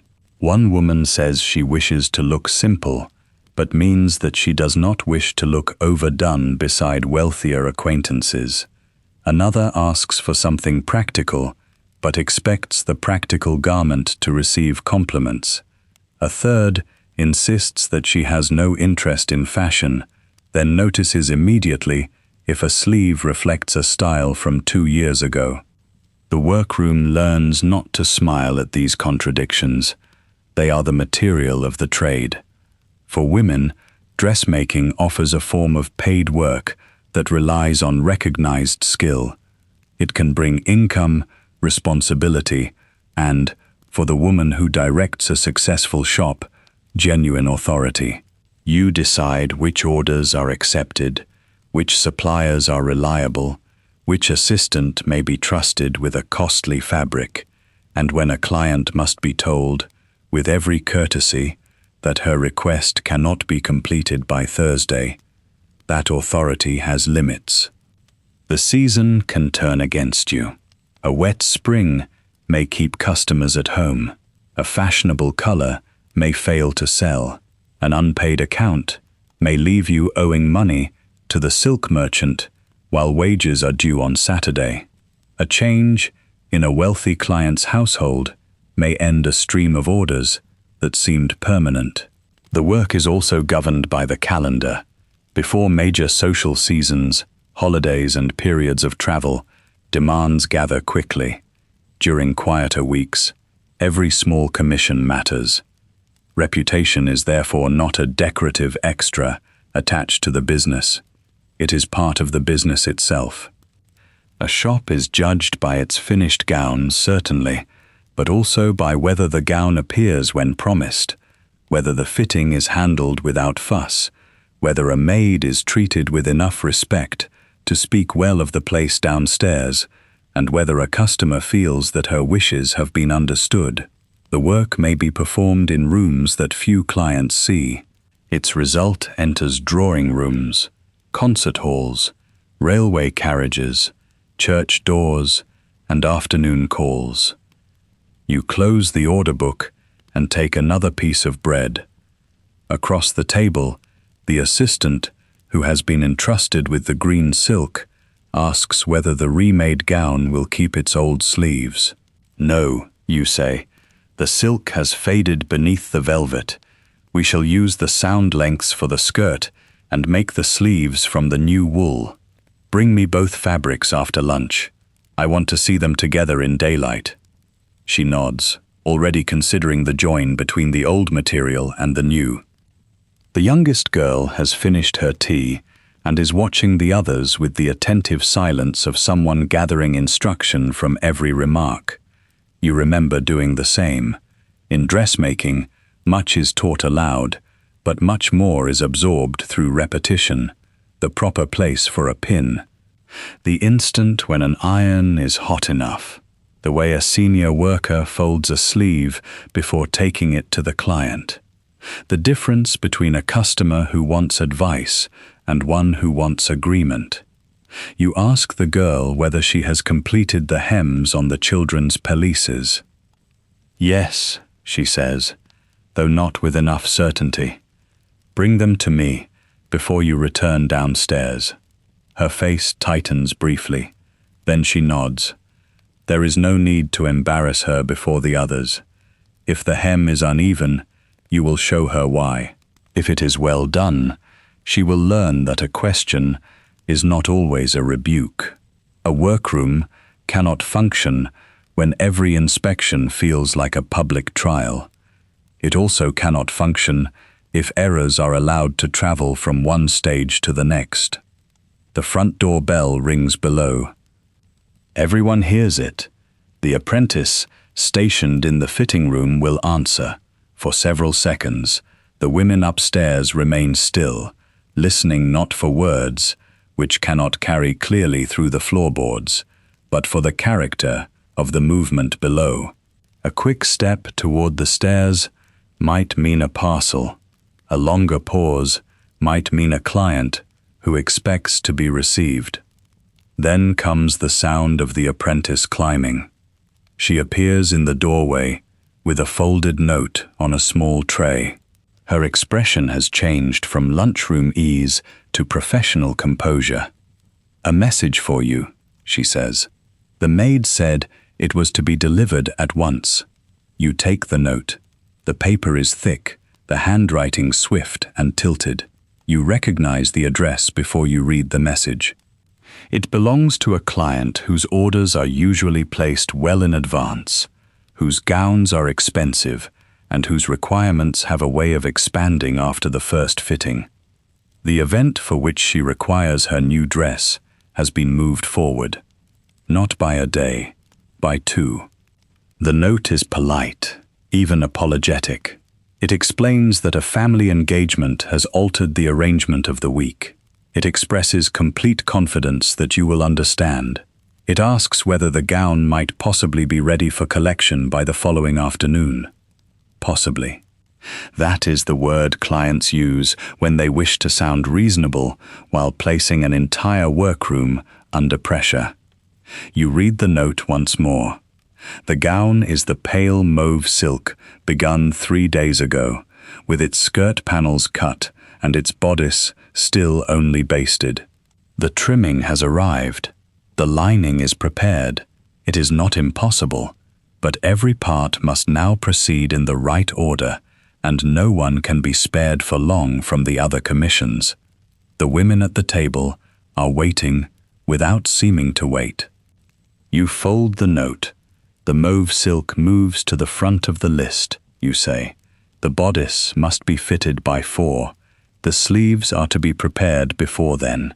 Put aside the grey wool, but do not disturb the green silk. We will take up the remake after the fitting. The assistant with the sharpest hand for bodices reaches for her tea again, finishes it in one swallow, and rises. The others follow. Plates are gathered. Crumbs are brushed into a cloth. The room changes back into a place of work so quickly that the pause seems almost imagined.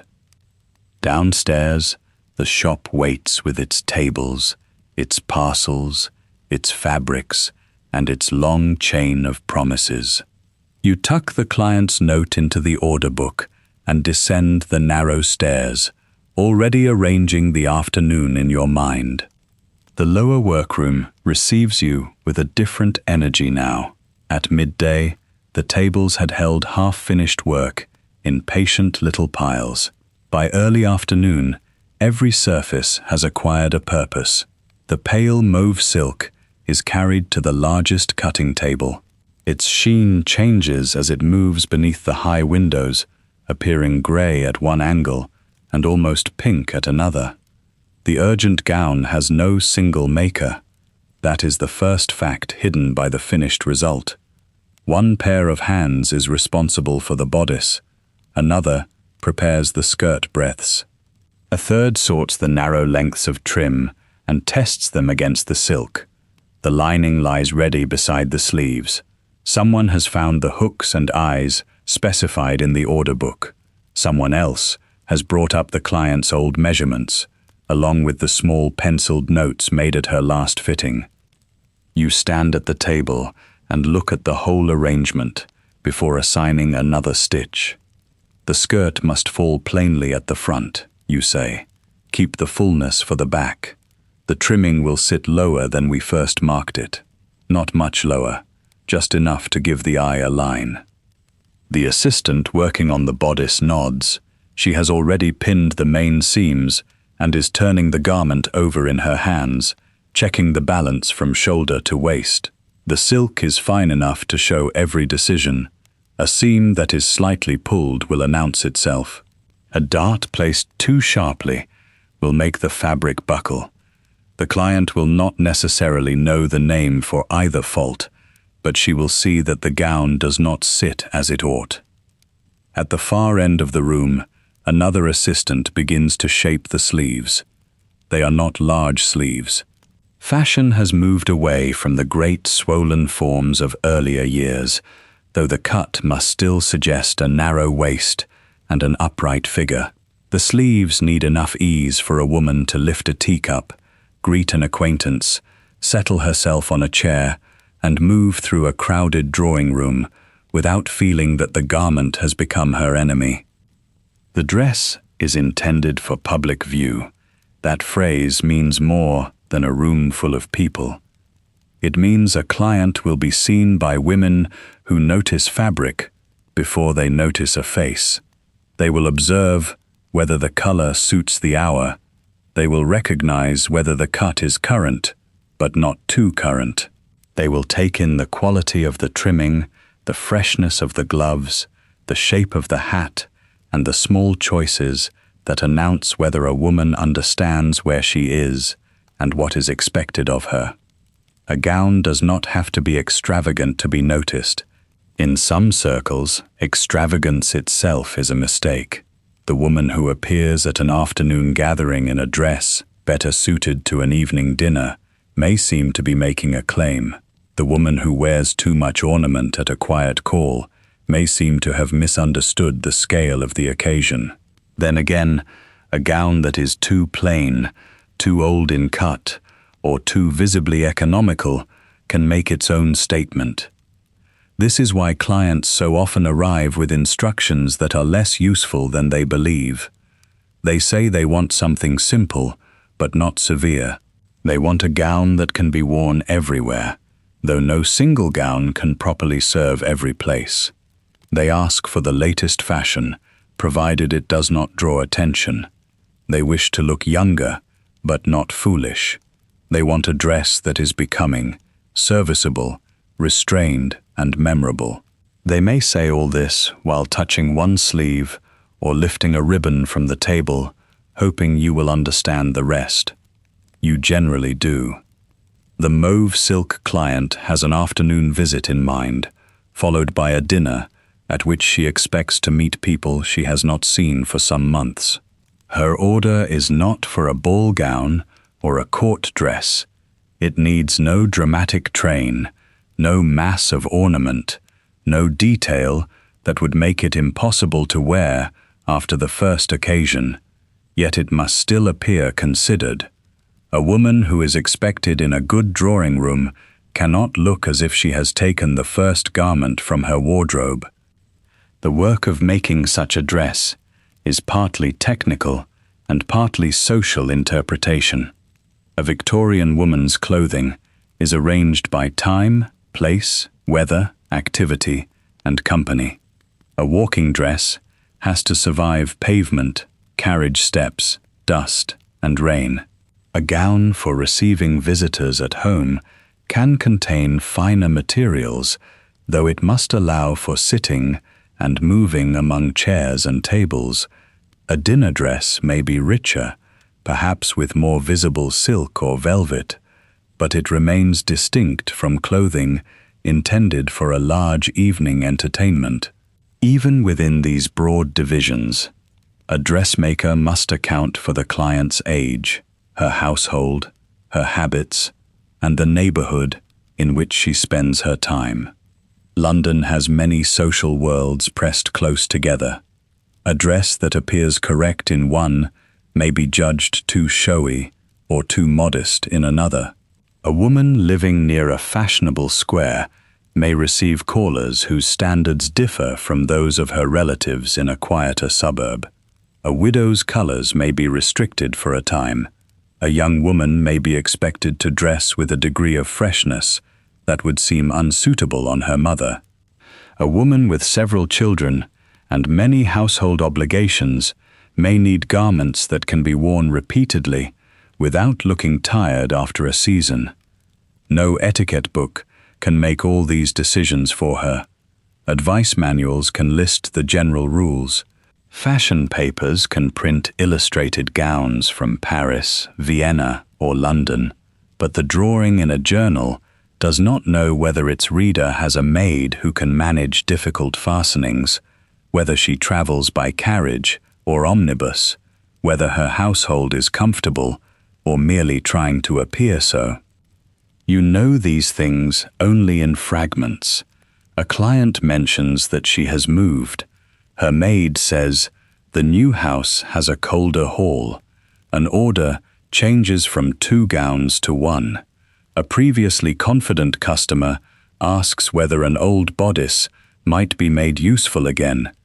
Another begins ordering more often, perhaps because her husband's work has brought new acquaintances, perhaps because a daughter is coming of age, perhaps because she has simply become tired of the clothes she owns. The dressmaker does not need the full story. In fact, you are better off without it. Your business is not gossip. Your business is to hear what is said, notice what is practical, and offer a solution without making a client explain herself. If a customer needs a gown that gives the impression of prosperity while using a sensible fabric, you find the fabric. If she wishes to alter an older dress without admitting that a new one is beyond reach, you speak of the excellent quality of the silk and the pleasures of a new arrangement. If she wants to be fashionable without appearing to chase fashion, you change a line, move a trimming, revise a sleeve, and let the result seem entirely natural. The client leaves the shop believing she has selected her own gown. This is as it should be. Your skill is clearest when it does not feel like instruction. the assistant with the bodice holds it up for you. The garment has begun to take shape, though it is still open at the back and marked with white basting thread. You place both hands lightly at the waist and study the front. The silk needs a firmer inner layer there, not enough to make the shape stiff, but enough to keep the fabric smooth when the client sits.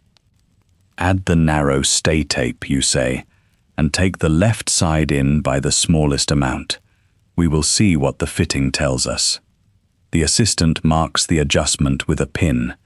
Near the window, the skirt maker has arranged the panels in their intended order.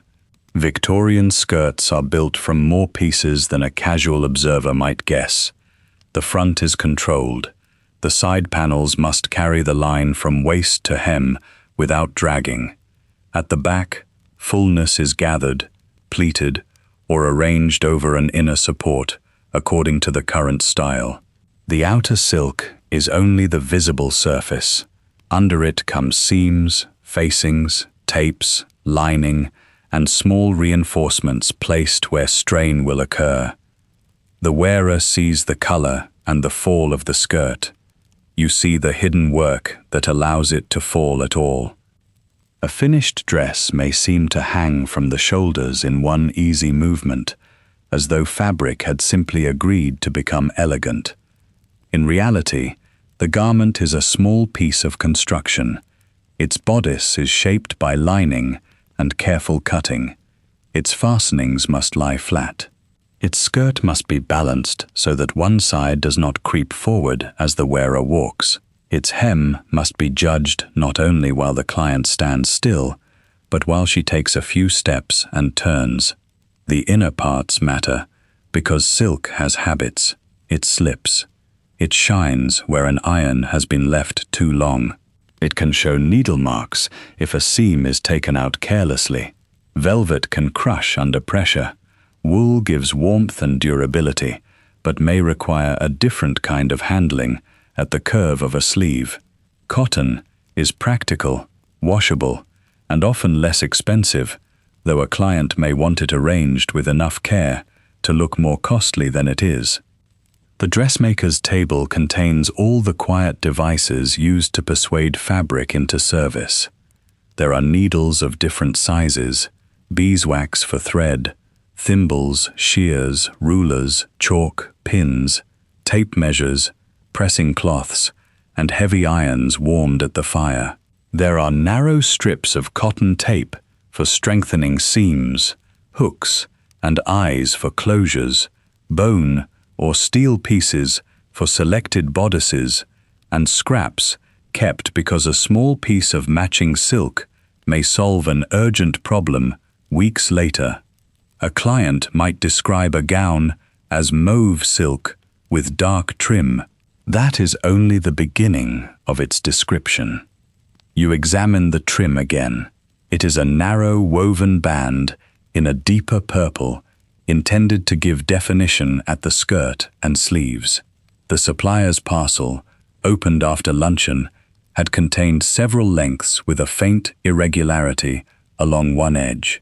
Nothing so obvious that it would stop a careless shop from using it, but enough to trouble you. Laid against pale silk, the uneven edge would become more visible. You had sent a note at once. The supplier replied that replacement lengths could be brought before the end of the day, though no exact hour was promised. Now the uncertainty sits at the edge of every decision. If the proper trim arrives, the gown can be completed as planned. If it does not, you have three choices. You can wait, which risks missing the client's deadline. You can use a different trim, which risks changing the effect she approved. Or you can alter the design so that the gown needs less of it, perhaps placing it only at the sleeves and bodice rather than carrying it around the skirt. Each choice affects more than appearance. It affects labor. A new arrangement may mean unpicking work already done. Waiting may leave assistants idle at the wrong moment and force them to work later than planned. Substitution may require another fitting, Another explanation, another opportunity for the client to lose confidence. A dressmaking establishment survives on such small calculations. From the street, a shop may look prosperous. The front room is orderly. The fabrics are attractive. Clients arrive in carriages or on foot, carrying cards and parcels. Yet behind the display, there are wages to meet, rent to pay, coal to purchase, needles and thread to replace, suppliers to satisfy, and weeks when the order book is crowded with promises, but payments have not yet arrived. A grand commission can bring welcome income. It can also consume expensive fabric and many hours before a single pound is received. Most respectable businesses extend some credit to established clients. The client is fitted, the garment is finished, and the account is sent later. This is expected among people accustomed to household bills arriving from several tradesmen at once. But suppliers have their own accounts. Assistants cannot be paid in compliments. A woman who runs a workroom must know which customer settles promptly, which requires a gentle reminder, which has a husband who pays the bills at the end of a quarter, and which may place a handsome order while letting the account drift for months. It is not greed to remember these things. It is the difference between keeping the doors open and failing with a room full of unpaid work. The money involved varies greatly. A practical wool dress for a middle-class customer may cost far less than a silk visiting gown with fine trimming, skilled fitting, and several days of labor. The silk alone can absorb a considerable part of the price, especially if it is imported or chosen for a fashionable shade. Lace, velvet, ornaments, special buttons and ribbons all add to the total. Then there is the labor that clients sometimes struggle to see because it cannot be displayed on a hanger. The visible skirt may take hours. The lining takes hours. The fitting takes time before and after the client enters the room. A small alteration can demand the careful removal of an entire section before it can be made right. Pressing is work. Finishing edges is work. Matching the two sides of a bodice is work. The smooth result is built from many tasks that leave no signature. Ready-made clothing exists in increasing quantity by the late 1870s. Shops offer mantles, skirts, undergarments, children's clothes, and simpler garments made to standard sizes. Sewing machines have changed what can be produced quickly, particularly in long seams and repeated work, but a well-fitted gown for a woman who expects to be seen in polite society still belongs largely to the dressmaker's world. Standard sizes cannot account for every shoulder, waist, posture, or preference, nor can they provide the delicate adjustment required when a client wishes to look current while keeping within the boundaries of her own station. The commissioned dress is not merely purchased. It is negotiated, measured, fitted, altered, and finished in conversation. A bell sounds in the front room. Not the bell at the street door. This is the small handbell the assistant uses when a caller has entered and requires attention. You glance toward the stairs. The mauve gown is not yet ready to be shown, and the urgent client is not expected until later. Perhaps it is a woman asking about an estimate. Perhaps it is someone collecting a parcel. Perhaps the supplier has sent the replacement trim early. You give the assistant at the bodice one final instruction. Keep the back open until the fitting, and do not set the sleeve permanently. Then you straighten the cuff at your wrist, smooth the front of your own dress, and leave the workroom. The front room is cooler than the room below. It is arranged to suggest ease rather than labor. A chair stands near the mirror. Sample books rest on a side table. Folded fabrics are displayed with their better sides outward. The work is near enough to be understood, but not so near that a client must see the disorder required to make a finished thing. At the door stands a messenger carrying a narrow parcel wrapped in brown paper. The replacement trim has arrived. For a moment, the whole afternoon becomes possible again. You take the parcel to the table by the window and loosen the string with the small scissors kept beside the sample books. Inside, the trim is better than you feared it might be. It is not identical to the first piece. The shade is a little cooler, the woven edge less raised, but in the dimmer light of an afternoon room, it will sit quietly against the mauve wool. More important, there is enough of it. You lift a length between finger and thumb, turn it once, and see that the silk has not been bruised in transit. The messenger waits, cap in hand, for a receipt. You sign the supplier's slip, fold the trim back into its paper, and carry it downstairs yourself. In the workroom, the assistant at the bodice looks up. "It will do," you say. "Use it at the collar and cuffs only. The rest of the effect must come from the pleating." Relief passes over her face, though she does not stop stitching. A delay in one corner of a dress can spread through a whole room. The sleeves wait for the bodice waits for the trimming waits for a decision. Every task has another task attached to it, often by a thread no wider than the one passing through her needle. Then the handbell sounds again. This time it is followed by the low murmur of the assistant in the front room, and by the opening and closing of the street door. Someone has arrived without a carriage. You pause at the bottom of the stairs, listening. A carriage announces itself long before the caller steps inside. There is the rattle of wheels, the clop of hooves, slowing at the curb, the driver's brief exchange with a maid or footman. A client on foot arrives more quietly. There may be a plain umbrella left to dry in the stand, a hem carrying the dust of the pavement, a gloved hand resting for a moment on the counter after the climb from the street. The distinction need not mean that one customer matters and the other does not. It means only that the conversation must begin differently. In the front room, a woman stands near the mirror with her hat still on. Her dress is neat, though the skirt shows signs of regular use at the lower edge. She has come alone.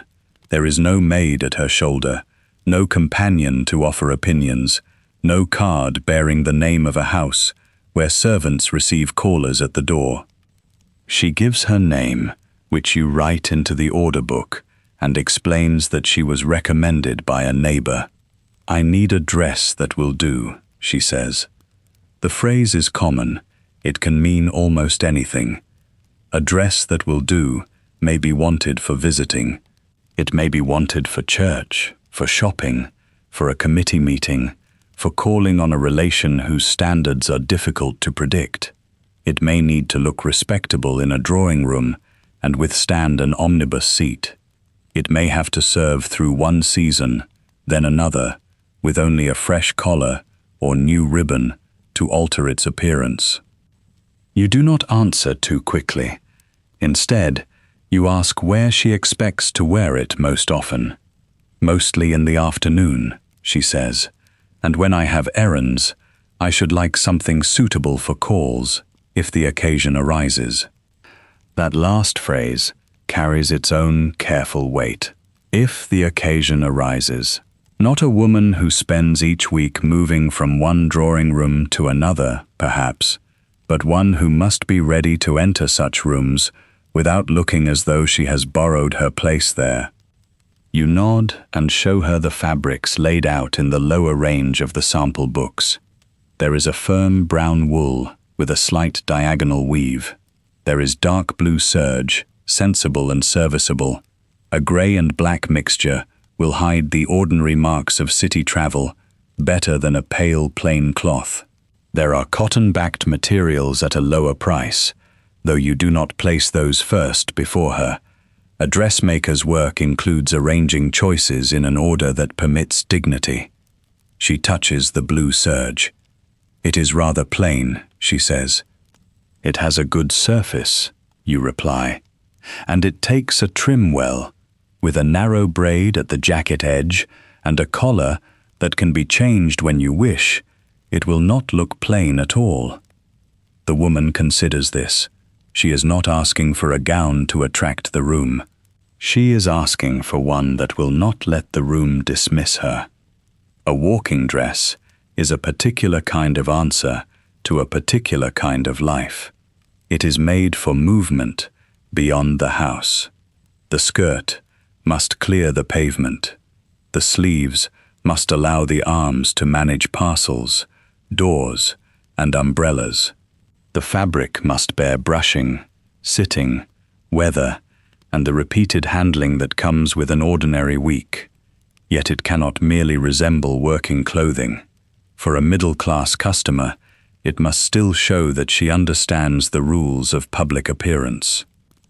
You take out a sketchbook and make a few quick lines.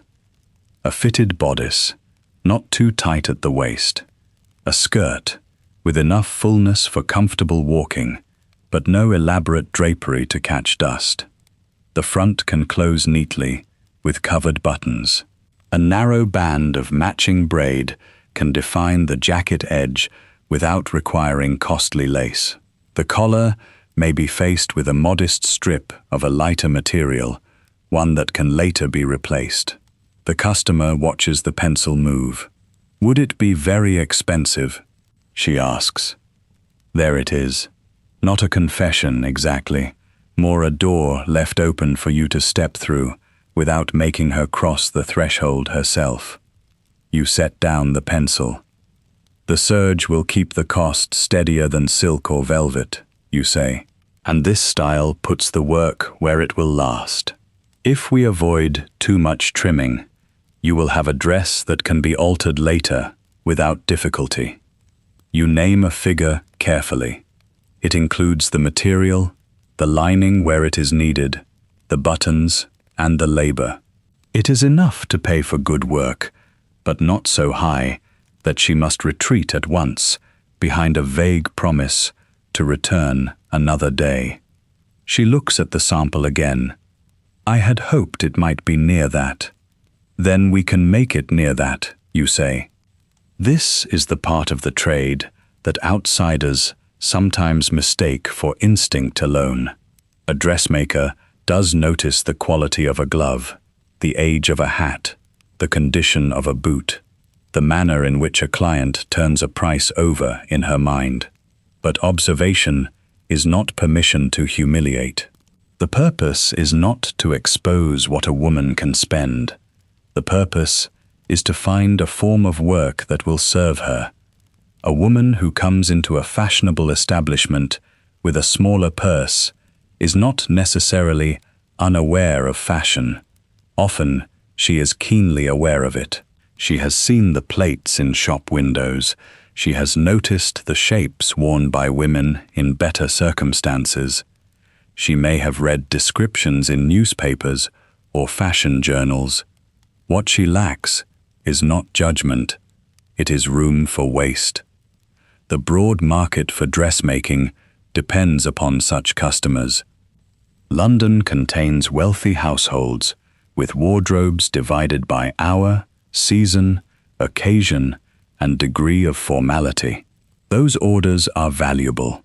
A dinner gown can keep several hands occupied.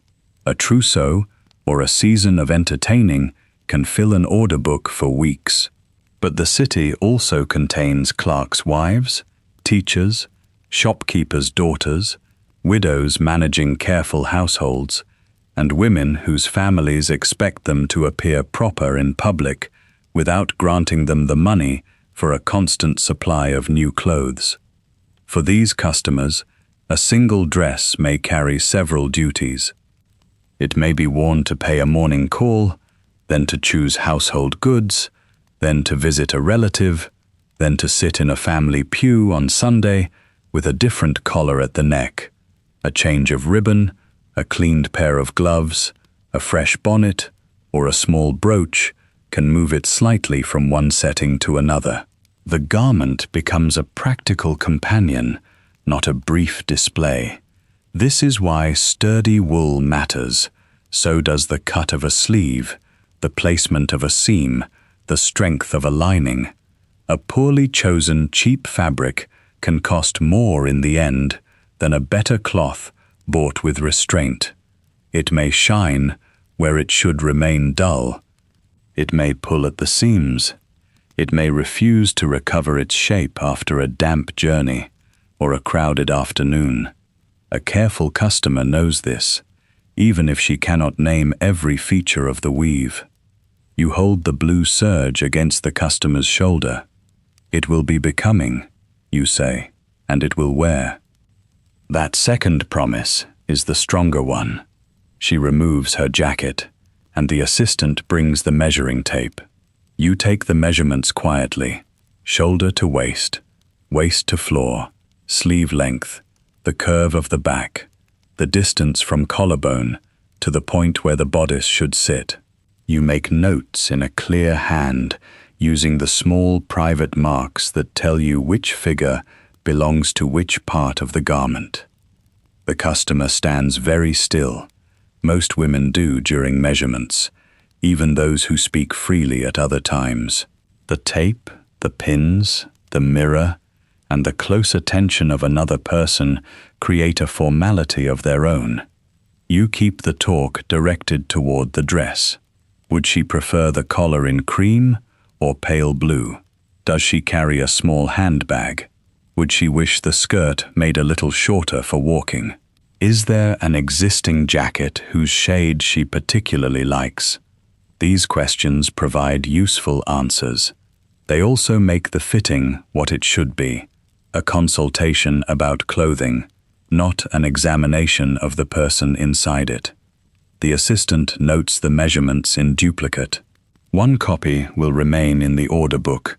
The other will travel downstairs with the fabric when cutting begins. The customer glances at a gown displayed near the far wall, one with a fuller skirt and a deep arrangement of pleats at the back. "That is very handsome," she says. "It is," you agree. For a moment, you can see the calculation behind her expression. Not envy exactly, more the ordinary human wish to possess a little more ease, a little more choice, a little more fabric than one's circumstances permit. You do not tell her that the displayed gown costs several times what she plans to spend. There is no use in placing a number between her and the dress she has chosen. Instead, you turn back to the sketch. The same line at the shoulder would suit yours, you say. We can give it a little shape there without adding much to the work. Her face changes. She can see the dress now, not as the lesser relation of another woman's gown, but as something made for her own life. That is often the dressmaker's most useful skill. Not the ability to make every customer look rich. No needle can do that, and a false promise would soon betray itself. It is the ability to make a limited sum appear deliberate. A restrained gown can look settled and intelligent when its proportions are right.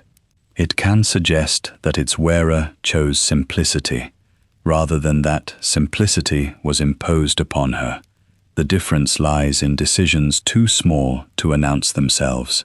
A collar that lies flat, buttons placed evenly, a skirt that hangs cleanly, a braid narrow enough to frame the cloth instead of competing with it.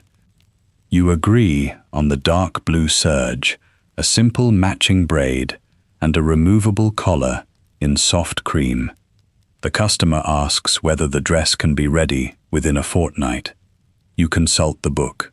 The workroom is full, but there is a space after the urgent mauve gown. The blue serge will be easier to manage than silk. It will not require the same nervous attention to every pinprick, and the design has no complicated loops or folds. Yes, you say. Come for the first fitting next Thursday afternoon. She gives a small nod, then reaches into her purse for the deposit. The coins are counted without fuss. You write the amount beside her order, tear off a receipt, and hand it to her. Before she leaves, she looks once more at the blue cloth. "I am glad I came," she says. "So am I." At the door, she replaces her gloves and steps back into the street. The day has turned brighter than it was in the morning, though the pavements remain damp in the shadow of the buildings. She walks away at a measured pace, carrying no parcel yet, only a receipt and the private picture of a dress that will soon exist. You return to the front room and enter the order more fully. Blue serge walking dress, plain fitted bodice, matching braid, cream removable collar. First fitting Thursday afternoon. Deposit received. It is not a grand commission. It will not require the finest silk, or the most difficult hands, or a special delivery from Paris. Yet it matters. Smaller orders arrive steadily, where grand ones come in bursts. They fill the intervals between weddings, dinners, seasons, and sudden social emergencies. They keep cutters cutting and seamstresses sewing. They create returning customers, and returning customers bring sisters, neighbors, daughters, and women from the next street who have watched a well-made sleeve and asked where it came from. A business cannot live on splendor alone. The workroom below has its own music again. Scissors against cloth, the treadle of a machine, the low exchange of practical instructions. You carry the blue serge downstairs and lay it on the cutting table beside the order slip. The fabric is plain, as the customer said, but plain cloth, properly cut, has a dignity of its own. By late afternoon, the blue serge has been marked, the first pieces cut, and carried to the hands that will shape them. The room smells of wool dust, warm iron, and the faint starchiness of paper patterns. Outside, wheels pass more quickly now. Shops are beginning to prepare for their busiest evening hour. Your work changes again. The cutting table is still occupied. The pressing board is still warm. But you go upstairs to the small desk near the front room window, where the correspondence waits in its neat and insistent stack. There are calling cards with penciled notes across them. There are envelopes delivered by hand. There is a supplier's account, folded once down the middle. There are 2 notes requesting appointments, one asking whether a particular shade of green can be obtained, and another, written in a hurried hand, moving a fitting from Friday to Wednesday. The order book tells you what has been promised. The letters tell you what has changed. You sort them first by urgency, then by consequence. The note moving Friday's fitting must be answered at once. It concerns the client whose older gown is being remade. The work can be arranged, but only if the bodice is basted tomorrow and the altered skirt panels are ready by noon. You make a small mark beside the order. The cutter will need to see it before she leaves. The request for green can wait a little longer. Green is never simply green. One client means a deep bottle shade suitable for a carriage dress. Another may mean the yellow-green color, fashionable in certain fashion plates, handsome in a drawing room, but difficult for many complexions, and rather too noticeable for ordinary morning wear. You will not promise anything until you have seen the newest samples. Then there is the account. The paper lists silk thread, cotton thread, hooks and eyes, several lengths of braid, 24 covered buttons, and a parcel of narrow velvet ribbon. The total is not alarming, but it is real. A dressmaking establishment spends money long before it receives it. Cloth must be bought, trimmings must be ordered, coal must be carried in, needles bend, shears require sharpening, and lamps consume oil or gas through the darker months.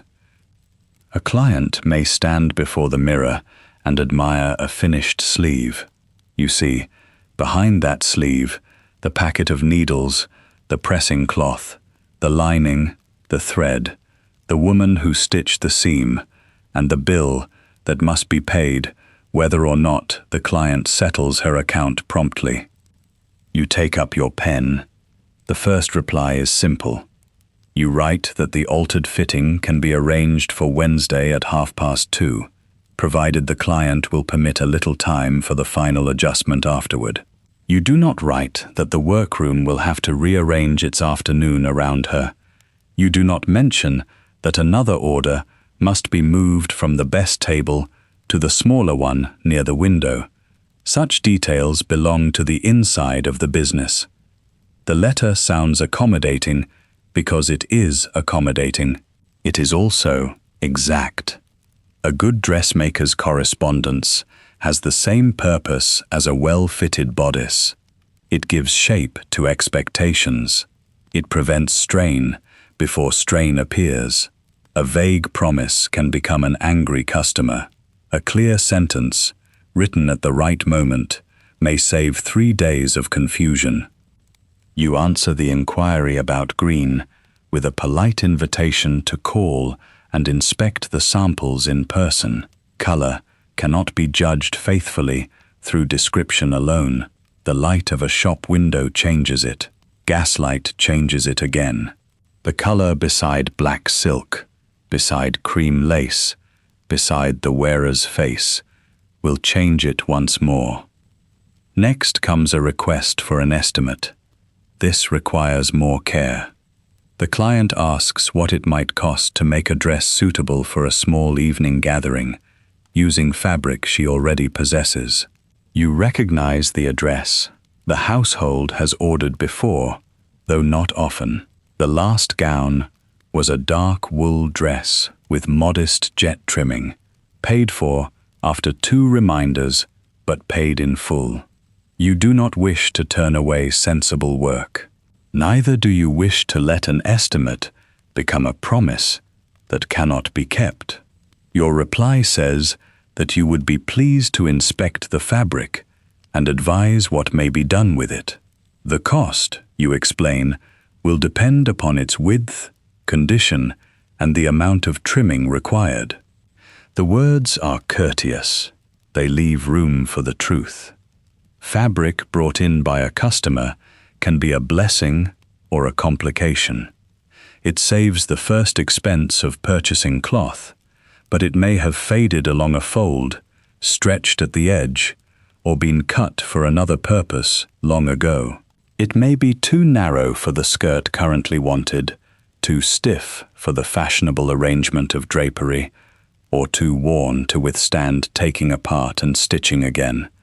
Still, many households keep lengths of good material carefully stored. A piece of silk may wait in a drawer for years.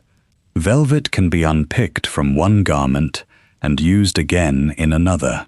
Fine lace is guarded, repaired, and passed between generations. In a world where a substantial dress represents weeks of wages and skilled labor, cloth is not casually discarded. You blot the letter and place it aside for collection. This quiet desk work is one of the parts of dressmaking that outsiders are least likely to picture. They imagine scissors, silk, pins held between careful fingers, perhaps a client turning before a mirror. All of that is true, yet a successful establishment also rests on reading, writing, arithmetic, and memory. You must calculate yardage without wasting it. You must compare the price of one trimming against another. You must remember which supplier delivers reliably, which one sends handsome samples but inferior stock, and which account must be settled before further goods can be ordered. You must understand the language of fashion journals, where a drawing may show an elaborate gown, but say little about the practical work of making it fit a living person. The journals arrive with their engraved plates and their descriptions of colors, sleeves, skirts, and ornaments. They offer ideas, but they do not replace judgment. A fashion plate may show a waist improbably narrow, a train arranged for a motionless figure, or an outdoor dress worn on a clean pavement that exists only in the illustrator's imagination. You look at the printed image and ask different questions. Can the client sit in it? Can she step into a carriage? Will the fabric hold the shape? Does the line suit her height? Is the trimming within her means? Can the workroom complete it properly before the occasion for which it is required? Fashion is often presented as a matter of taste alone. In practice, taste must answer to material, labor, weather, money, and time. On the desk lies a small book of measurements, separate from the grand order ledger. It is not merely a list of bust, waist, sleeve, and skirt length. Beside certain entries are brief reminders written in a hand only you and the fitter need understand. Prefers room at the elbow, no heavy trimming at the shoulders, likes the neckline raised slightly, requires a longer skirt at the back, will not wear mauve. These are not idle observations. They keep a client from having to repeat herself. They turn a first commission into the beginning of a relationship. There is skill in making a garment. There is another kind of skill in making a customer feel remembered. You know who dislikes being kept waiting and who arrives 20 minutes late but expects the room to be ready. You know which clients bring their maids into the fitting room and which prefer them to remain near the door. You know who wants an opinion stated plainly and who wishes to be guided so gently that the decision appears to have been entirely her own. None of this is gossip. It is professional knowledge, collected slowly, used carefully, and kept within the walls of the shop. A dressmaker sees people at a particular angle. A doctor may see illness. A solicitor may see documents and disputes. A shopkeeper may see purchases. You see a woman deciding how she will appear in public. You see what she chooses for a visit, a dinner, a journey, a concert, a church service, or an afternoon in which she expects to meet someone important. You see whether she wants to disappear into good plain cloth or be noticed from across a room. You see when a familiar customer suddenly asks for a more durable fabric, fewer ornaments, or a gown that may serve several occasions instead of one, but you do not demand an explanation. There are questions a dressmaker may ask. Shall the skirt clear the pavement? Will the dress be worn chiefly in the afternoon or evening? Is there an old bodice to be matched? Does the client prefer buttons or concealed hooks? There are questions she does not ask. Has the household income changed? Is there a family expense no one wishes to name? Is the woman preparing for a new circle of acquaintances or withdrawing from one? Why has she ordered 3 gowns in a season after ordering none for 2 years? The answers sometimes make themselves visible in fabric and timing. They do not need to be spoken aloud. Your discretion is part of what clients pay for. A careless remark in a neighboring drawing room could cost the shop more than 1 commission. It could damage a reputation built through years of punctual deliveries and neatly finished hems. The front bell sounds. Not the broad, firm pull of a client arriving for an appointment. This is a quicker ring, followed by the sound of the maid at the door, speaking to someone in the hall. A moment later, the maid appears with a card on a small tray. The card belongs to a client expected tomorrow. In the corner is a brief penciled message. Please send the dove grey afternoon gown by the following evening, if at all possible. The engagement has been moved forward. You read it once, then again. The gown is nearly complete. The skirt has been finished, and the bodice is ready for its final fastening. The sleeves still require careful setting, and the pale trim must be attached without puckering the silk beneath it. It can be done. It will require attention. The client's maid waits below. You take a fresh sheet of paper and write a note that is calm enough to be carried back without causing concern. The gown will be ready for collection before 6 in the evening tomorrow. You do not add, if the sleeves behave. You do not add, if the trim arrives in the condition promised. You do not add, if no other urgent order interrupts the work. A business must sometimes carry its uncertainty privately. When you bring the note downstairs, the maid accepts it with a small nod. Her gloves are worn at the fingertips, though her mistress's clothes are always well cared for. She asks whether the gown may be sent rather than collected. It may, you say, though collection would allow us to make any last adjustment if one is needed. She understands the meaning. A dress can look finished on a stand and still ask for a final pin when it meets the person for whom it was made. Before 6, she repeats. Before 6. After she has gone, you carry the card into the workroom. The late light has thinned at the windows. One assistant bends over the blue serge, marking the line of a sleeve.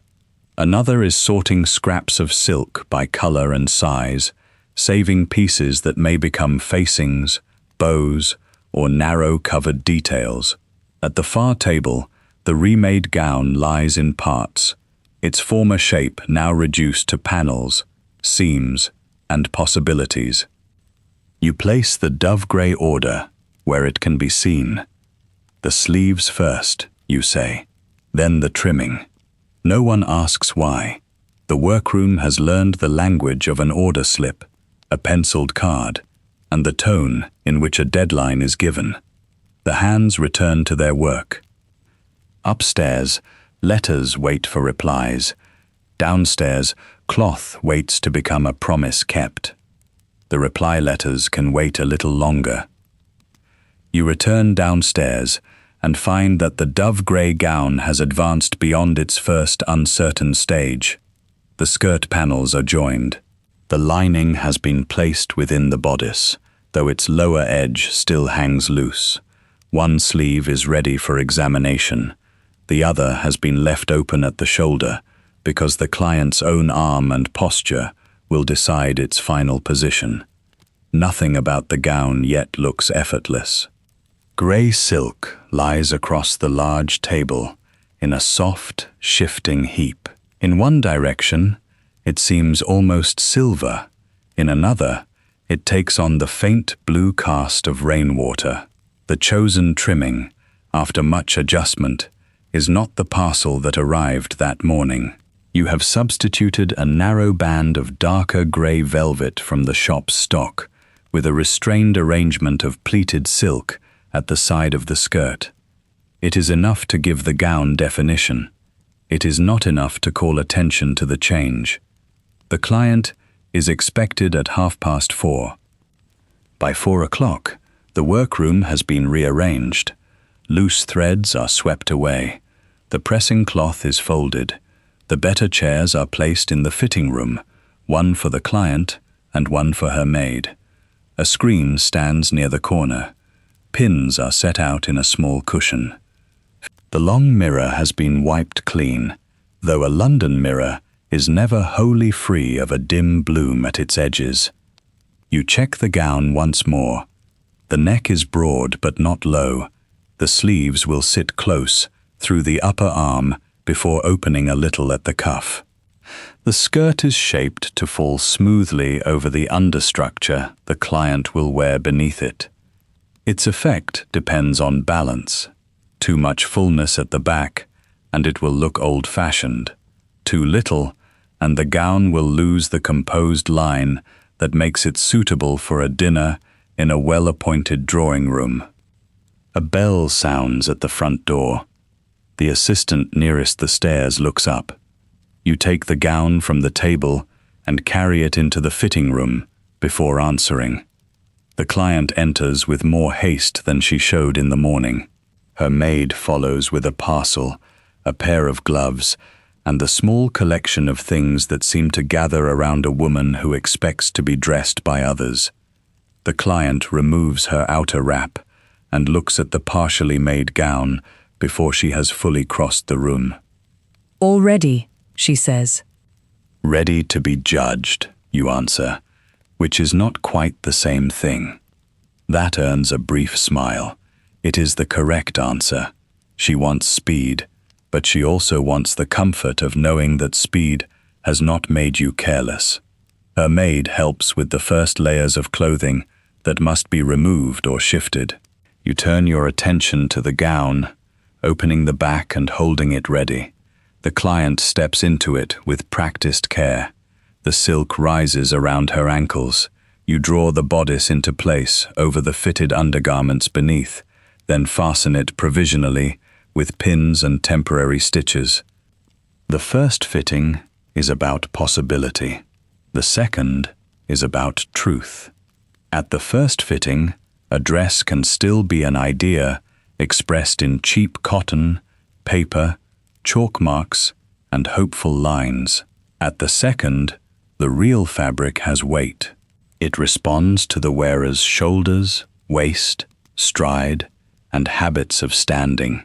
A woman may hold herself very differently in front of a mirror from the way she does while accepting a cup of tea, descending a staircase, or turning towards someone who has spoken from behind her. You stand back. The skirt hangs well at the front. The velvet band gives enough shadow to define the grey, but the left side is slightly lower than the right. "Will you take 2 steps for me?" you ask. She does. The hem slides forward by the smallest amount. Again, if you please. The second walk confirms it. One hip carries a little more weight. It is not a fault. It is simply the body as it is, rather than as a paper pattern imagines it. You kneel to place a pin in the hem. The maid watches closely, not suspiciously. A capable maid often watches every fitting because she will later help the gown onto its wearer, close the fastenings, smooth the sleeves, and notice if a hook has loosened. "Is it too long?" the client asks. "Not yet." "It will be right when you walk." That distinction matters. A gown cannot be measured only while its wearer stands perfectly still. The front must clear the floor without rising too high. The back must settle into place rather than dragging or catching. A skirt that looks handsome in a fitting room may become tiresome if it cannot move easily through a doorway or around the legs of a dining chair. You ask her to sit. This is where many dresses reveal their poor decisions. The fabric tightens across the waist. The bodice pulls upward. The sleeve, which seemed graceful when the wearer's arms rested at her sides, becomes restrictive when she reaches for a chair arm or lifts a hand toward a teacup. She lowers herself onto the chair. The bodice holds, the skirt settles, but the right sleeve draws slightly across the front of the shoulder. You make a mark with white chalk. "A little more ease here," you say, touching the upper sleeve. "You will be more comfortable at dinner." The client looks into the mirror. Will it spoil the line? No, it will preserve it. That, too, is true. A gown which forces the wearer into stiff little movements soon loses all elegance. Ease is not the opposite of good fitting. It is one of its hidden requirements. This is worth looking at more closely, because fitting is often mistaken for a short ceremony of measuring tape and pins. In a good dressmaking establishment, it is a conversation carried on through cloth. You begin with measurements, certainly. The circumference of a waist, the distance from shoulder to waist, the length of an arm, the depth of a bodice. Such figures are written in the order book, often beside notes about the client's preferred cut or the shape of a previous gown, but numbers only begin the work. A paper pattern gives a cutter a set of shapes. It tells her where the shoulder seam may lie, how the front and back of a bodice might meet, where a sleeve should be set, and how a skirt panel may be arranged to use fabric well. It has no weight, no grain, no response to movement. It cannot show whether silk will slip where wool would hold firm, or whether a client's posture changes when she becomes impatient. The first cloth version is often basted together with long, visible stitches. Basting is temporary sewing, made to be removed. It allows the dressmaker to test a line before committing herself to smaller, stronger stitches. A basted bodice can be opened at the side, shifted at the shoulder, raised at the waist, or altered at the neck. It is a working object. No one expects it to be beautiful. The finished dress conceals most of this labor. Its seams are pressed and enclosed. Its fastenings sit where the wearer can reach them with help. Its lining supports the outer fabric. A narrow strip inside the waist may bear strain that the silk alone could not bear. Hooks and eyes are set in careful rows. Boning, when the design requires it, helps the bodice retain its line. The visible surface is only the final agreement reached between fabric, body, fashion, and time. That is why a second fitting cannot be treated as a formality. It prevents the small errors that a client may not notice at once, but will feel all evening. A shoulder that lifts, a neckline that shifts, a sleeve that binds, a hem that catches beneath the foot. Each one can turn a costly garment into a source of irritation. You return to the client's shoulder and loosen the temporary seam. May I ask you to raise your arm? She lifts it, a little higher. The silk responds with a faint, dry whisper. You watch the sleeve head, then the line from neck to shoulder. The assistant holds the pin cushion. You remove 2 pins, draw the sleeve forward by less than an inch, and place fresh pins along the curve. Now lower it. The client does. Better? She rolls her shoulder once, cautiously. Much better. Her approval is not loud. It does not need to be. She has come with an urgent request and a particular fear, though she would never put it in those terms. She fears appearing unfinished, ill-judged, or less secure than the women who will see her. Your task is to ensure that the gown does not betray that fear. She turns before the mirror, considering the velvet trim. Would the darker shade be too severe? She asks. It gives the grey a clearer shape, you say. And in candlelight, it will read as depth, not darkness. You choose the words carefully. She is not asking only about velvet. She is asking whether she will look right in the room she expects to enter. Victorian dress has rules, though they are rarely written in one place and followed with perfect obedience. The hour matters. The kind of visit matters. The season matters. A gown suitable for a morning errand would seem insufficient at a formal afternoon call. A dress made for a dinner could be too elaborate for a small family gathering. A widow might observe particular colors and fabrics for a period of mourning. A young woman, an older married woman, a hostess, a guest, a woman calling upon someone of greater rank, all may make different choices from the same shop's shelves. Yet these rules are not simply a list of permitted colors. They are social signals, read quickly and often silently.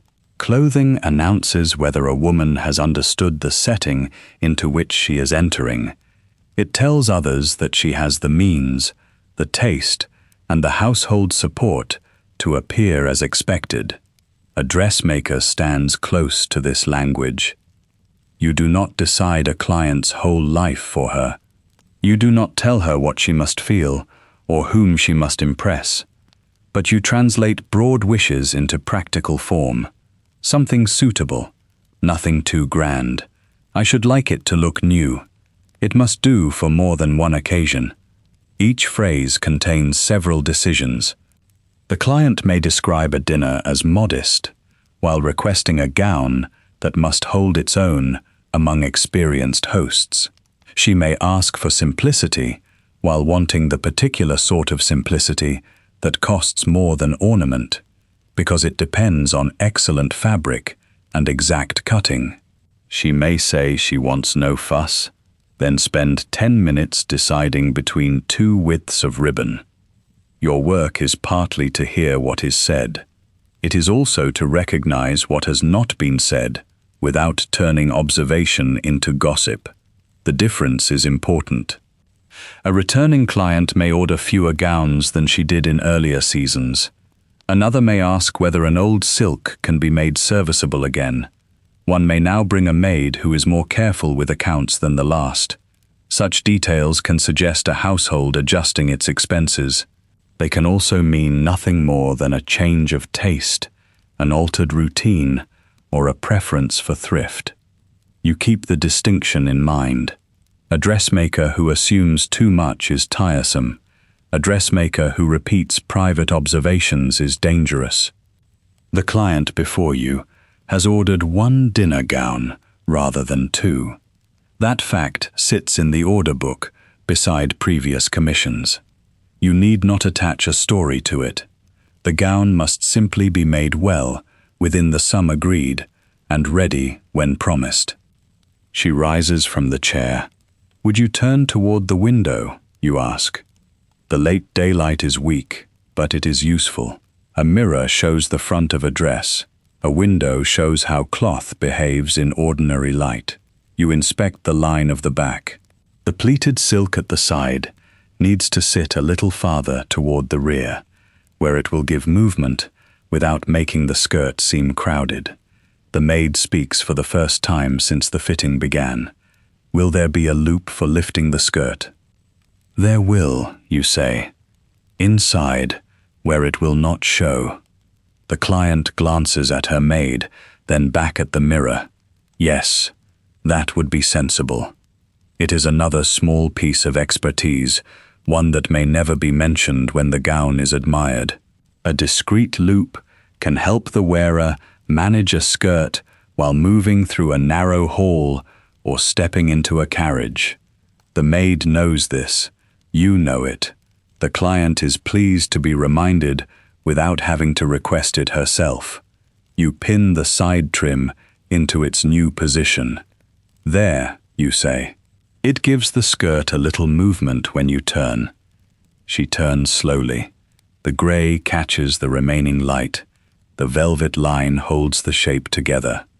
For a moment, she sees the finished gown rather than the unfinished one. The pins are still visible. The back is not closed. White chalk marks sit near the shoulder, but the effect has arrived ahead of the final stitches. I think it will do, she says. It will do better than that. Again, the answer must be measured. Too much praise makes a client doubt you. Too little leaves her uncertain. You offer confidence as part of the service, but it must be confidence with a foundation beneath it. The fitting continues. You check the neckline from each side. You ask her to clasp her hands lightly in front of her, then let them rest. You judge the sleeve length against the cuff of her glove. You mark the final hem. The assistant writes each alteration on the work card in a clear hand.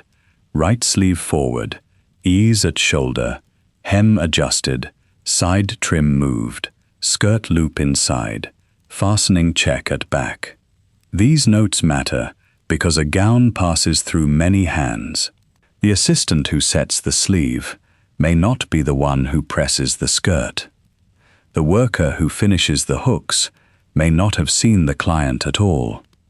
A good workroom does not rely on memory alone. It makes the necessary knowledge visible in marks, cards, thread colors, and carefully placed pins. At last, you step back for the final time. The client gathers her wrap around her shoulders. Her maid takes the gloves and parcel. The gown remains on the stand, not yet complete, but no longer uncertain.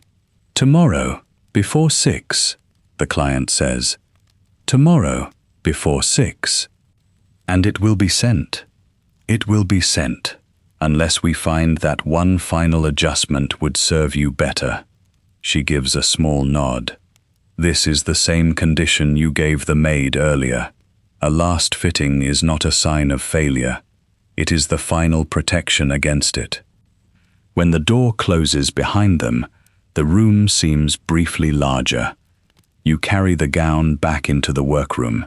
The assistants look up as you enter, reading the result from your expression before you speak. "The sleeve comes forward," you say. "The hem is marked. The side trim moves back. The loop goes inside the skirt. Check every fastening." The work begins again at once. One assistant takes the bodice. Another unpicks the temporary line at the sleeve. At the pressing table, the skirt is lifted and laid flat beneath a clean cloth. The workroom has become a chain of small, exact acts. A sleeve cannot be finished until its new position is sewn. The lining cannot be closed until the bodice has been checked. The hooks cannot be set until the back edges lie properly together. The final pressing must wait until the last loose thread has been removed. In a drawing room tomorrow evening, no one will see this part. They will see a woman entering in dove-grey silk, correctly dressed for the occasion, with a skirt that falls cleanly and sleeves that allow her to move without thought. They may notice the velvet. They may say that the color suits her. They may assume the gown has simply appeared as such, complete and certain. But here, under the fading light and the first lamps of evening, certainty is still being made. Outside, the street has changed color. The window panes no longer reflect a pale London afternoon, but the warmer gold of shop lamps and carriage lights. A boy passes with a bundle under one arm. Somewhere farther along the road, a horse stamps, then moves on. The trade of the day is not finished, but it has withdrawn behind glass, counters and closed doors. In your workroom, the accounts wait. You leave the urgent gown in the hands of the assistants and return to the smaller room behind the fitting room, where the business keeps its less visible shape. The desk is crowded but orderly. There are invoice books tied with tape, a blotter darkened by years of ink, a box for receipts, a tray of calling cards, and the large ledger in which every order must finally become a number. A finished dress can be admired. It can be touched, discussed, remembered at a dinner or a concert. But the dress does not pay the silk merchant by itself. It does not buy coal for the grate, renew the lease, replace a blunt pair of shears, or provide wages on Saturday. For that, there must be entries in the right columns, sums added correctly, and clients who do what they promised when the gown was ordered. You draw the lamp closer. The supplier's bill lies on top. Silk, lining, braid, buttons, a length of narrow velvet, tissue paper for wrapping, and charges for delivery. The list is not especially alarming. That is often the more dangerous kind. No one large expense has arrived to demand immediate attention. Instead, There are many ordinary expenses, each reasonable in itself, gathering weight when placed beside the others. You run a finger down the page. The dove-grey silk was bought for the urgent gown. The client has paid a deposit, enough to secure the order and allow you to begin. The remainder is due upon delivery. In a well-run establishment, deposits matter. They are not an insult to a respectable customer. They are protection against a dressmaker having to purchase expensive material, assign weeks of labor, and then discover that an occasion has changed, a preference has cooled, or a bill will be postponed until some vague future date. Still, deposits do not solve everything. A fashionable establishment may look prosperous from the pavement. Its front window is neat, its fittings are clean, good fabric hangs where it catches the eye. A client may enter, select from several silks, and leave with the sense that abundance surrounds her. Yet behind the front room, the margin between a busy month and a difficult one can be narrow. A dressmaker pays for material before she receives the whole of her fee. She pays workers whether clients settle quickly or not. She must keep enough stock to make choices possible, but not so much that costly fabric lies folded for years because a color has passed from fashion. A roll of cloth is not merely cloth, it is money waiting to become a garment, and money cannot pay a bill while it waits. This is worth considering because dressmaking is often remembered as a matter of taste alone. Taste is part of it, certainly. You need an eye for proportion, a memory for color, and a sense of what will please the particular woman standing before you. Yet skill without accounts can ruin a business as surely as a badly cut bodice. You turn to the wages page. The assistants are paid by week, though the exact arrangement may differ from shop to shop.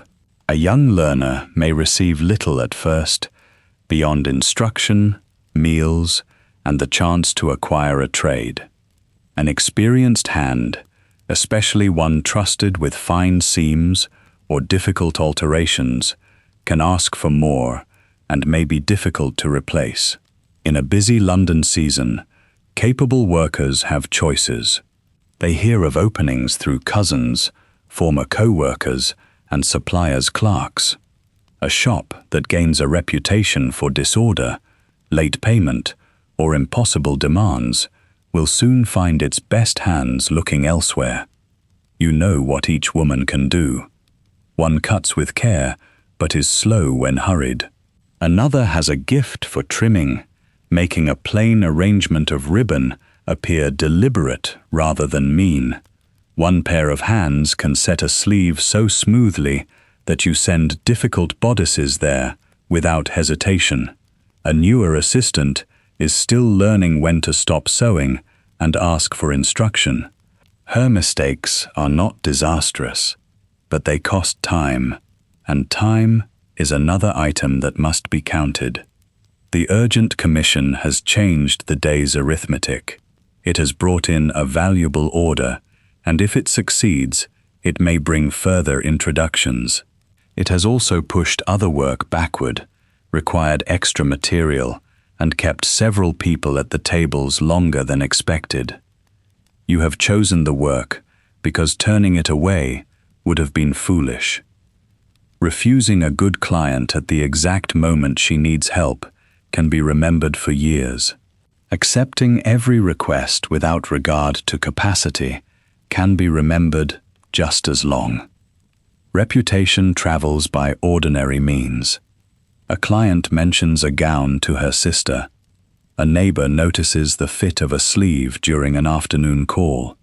A maid carrying home a parcel tells another maid where it came from. A woman asks who made the dress, and the answer is given over tea, or while waiting for a carriage, or in the pause before music begins. No advertisement can fully replace this kind of introduction. The recommendation has weight because it comes attached to a visible result. The opposite is also true. One poorly finished hem, one promised fitting missed without a proper explanation, one careless remark passed from the workroom to the street, and a shop can lose more than a single order. In a trade built on trust, discretion is part of the product. Clients bring their measurements, their anxieties about color and fashion, their hopes of appearing suitably placed among other people. They do not want those things repeated elsewhere. That is why the front room must remain composed, even when the workroom is busy. It is why you answer a complaint without defensiveness. It is why you never laugh at a client who requests an alteration that cannot possibly improve the garment. You find another way to guide her. You explain what the fabric will allow.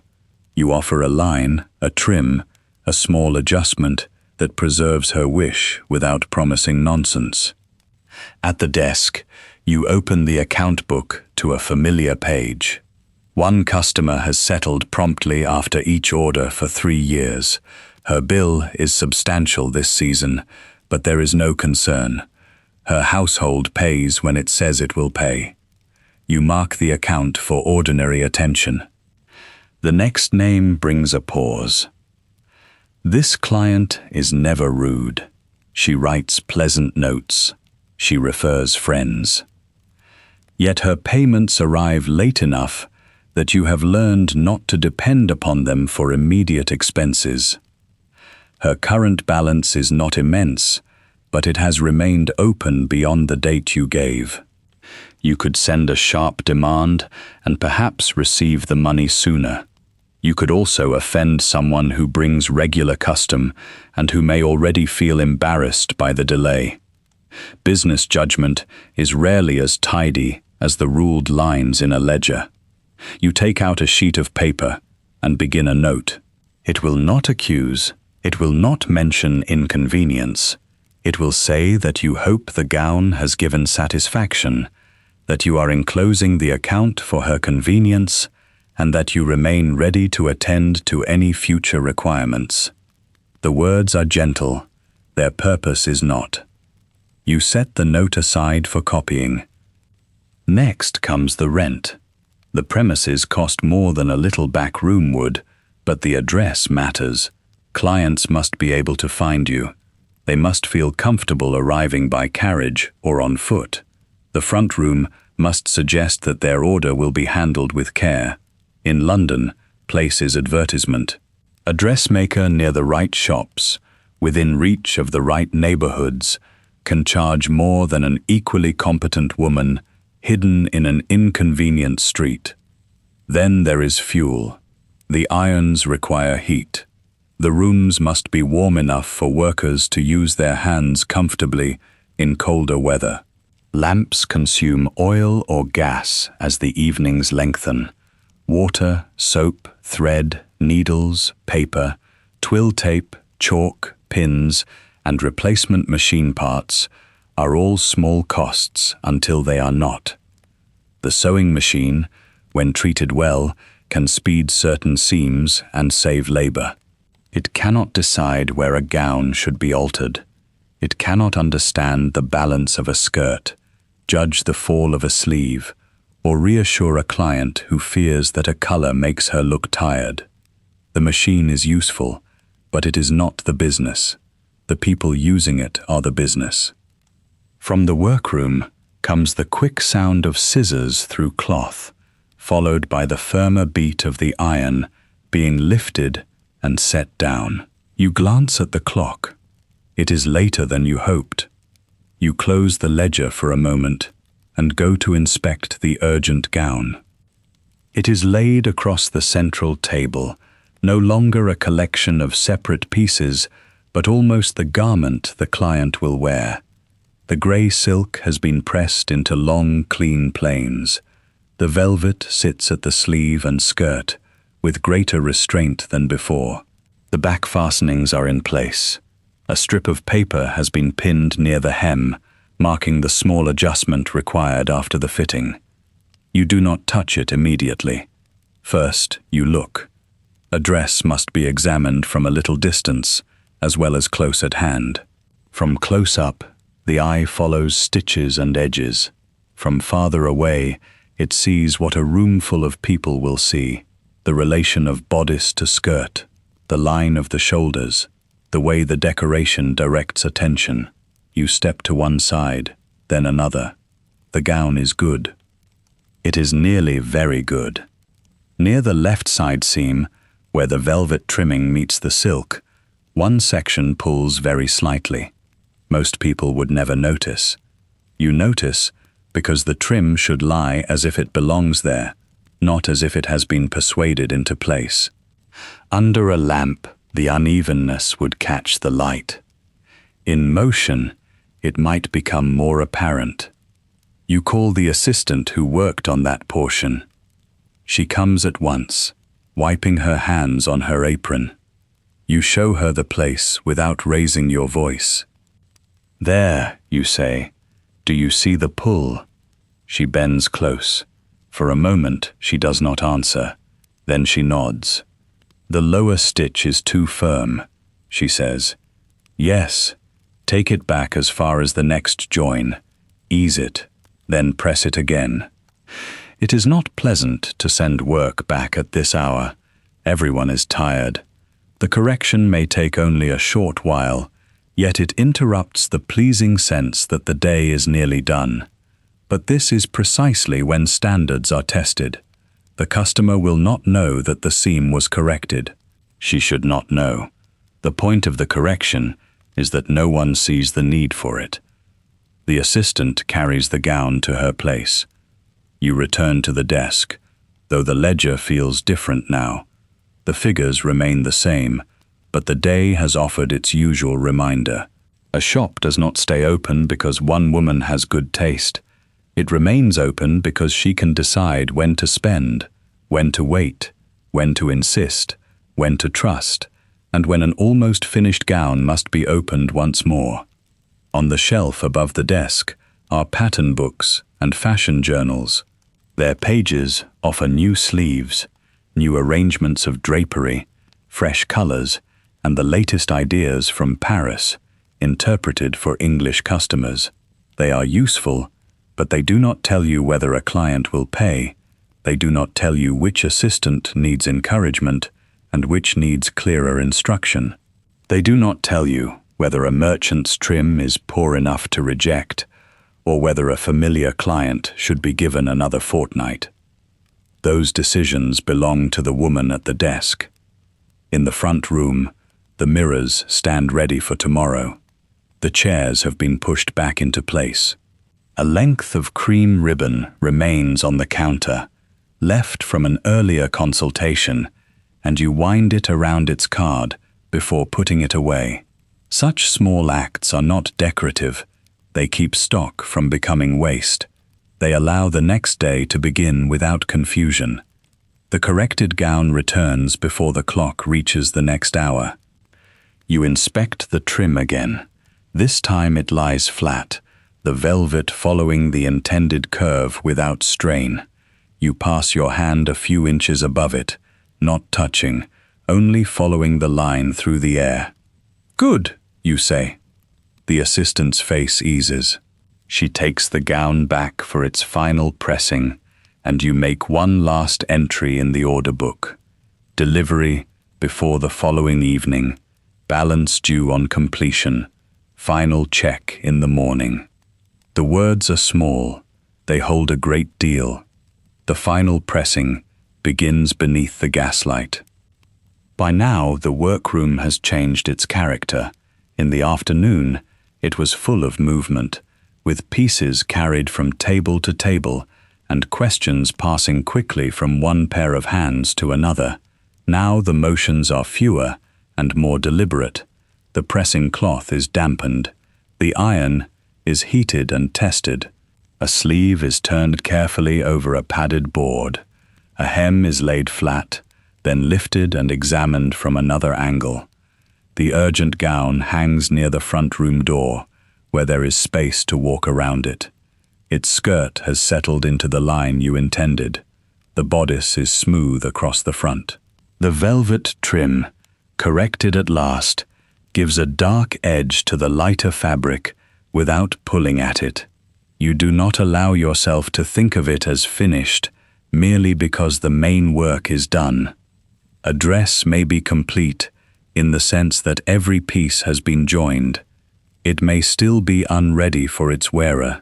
There can be a thread at the cuff, a fastening that turns too easily, a fold in the lining that catches against the waist, a faint mark left by a careless finger. These are small things, and small things are often what a customer remembers. The assistant brings the gown to the large mirror. You stand behind her while she holds it up by the shoulders. "Turn it toward the light," you say. She does so. The gas flame catches the surface of the fabric unevenly. That is useful. A smooth cloth looks smooth in gentle daylight. Under the hard shine of evening lamps, every raised seam and puckered stitch announces itself. You inspect the bodice first, then the sleeves, then the long sweep of the skirt. At the back, the fastenings lie in a neat line. The lower edge is even. "Wrap it," you tell her. The word releases a little of the room's held breath. The gown is carried to the front room and laid across the wide counter. Tissue paper is drawn from a shelf. The assistant folds it around the sleeves and skirt with more care than she used when she first arrived at the establishment. She has learned that a parcel is part of the garment. A customer who opens a package to find a dress neatly protected feels she has received something considered. A customer who finds a gown crushed into rough paper notices that as well. You write the client's address on a label. Beneath it, in smaller letters, you write the day by which it is to be delivered. The label does not mention the afternoon of rearranged work, the rejected trim, the hurried sketch, or the assistants who gave up easier tasks to make room for this one. It does not mention the calculations that decided which fabric could be cut without risk and which could not. It simply carries an address in a respectable street, written in a clear business hand. That is how much of this work leaves the shop, reduced to a package, a bill, and a garment that appears to have arrived naturally in the world. Across the workroom, the remaining assistants attend to their own final duties. One gathers loose scraps from beneath the cutting table. The pieces are sorted before they are thrown away. Narrow lengths of silk may be used for covered buttons or small bows. Plain cotton can serve as a temporary stay inside a seam. Larger remnants are folded and tied together, then placed on the shelf, reserved for future alterations. Waste has a way of becoming expensive when no one watches it. Another assistant counts pins into their paper packets. A third wipes the cutting table free of chalk. The chalk dust is pale against the dark wood, and it gathers in the fine scratches made by years of scissors, rulers, needles, and shears. You look over the table before the lamp beside it is turned down. Tomorrow, the surface will hold another length of fabric. Tomorrow, someone will stand beside it and decide where to place the first cut. A mistake at that moment cannot always be repaired. A poor seam may be unpicked. A misplaced button may be moved. But cloth, cut too narrowly, is simply cloth lost. The scissors are returned to their drawer. They are not ordinary household scissors, though they may look plain enough at first glance. Their blades are long, their handles heavy, and their edges are kept sharp because cutting through silk, wool, and several layers of lining asks more of a tool than trimming a piece of thread. The best pair belongs to the business, not to any one assistant. You have seen what happens when good tools are left among scraps or carried away in haste. A bent point or loosened screw slows every task that follows. The tools are counted, the drawers are shut. This is worth noticing because the finished dress makes the whole enterprise appear far simpler than it is. A lady enters a drawing room in a gown that fits her, suits the occasion, and gives her the right degree of presence among the people gathered there. Those who see her may remark upon the color, the cut, or the grace with which she carries herself. They may ask where she had it made. More often, they will assume that the dress has somehow become part of her, as natural as her voice or her manners.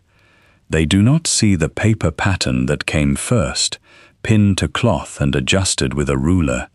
They do not see the lining cut separately from the outer fabric.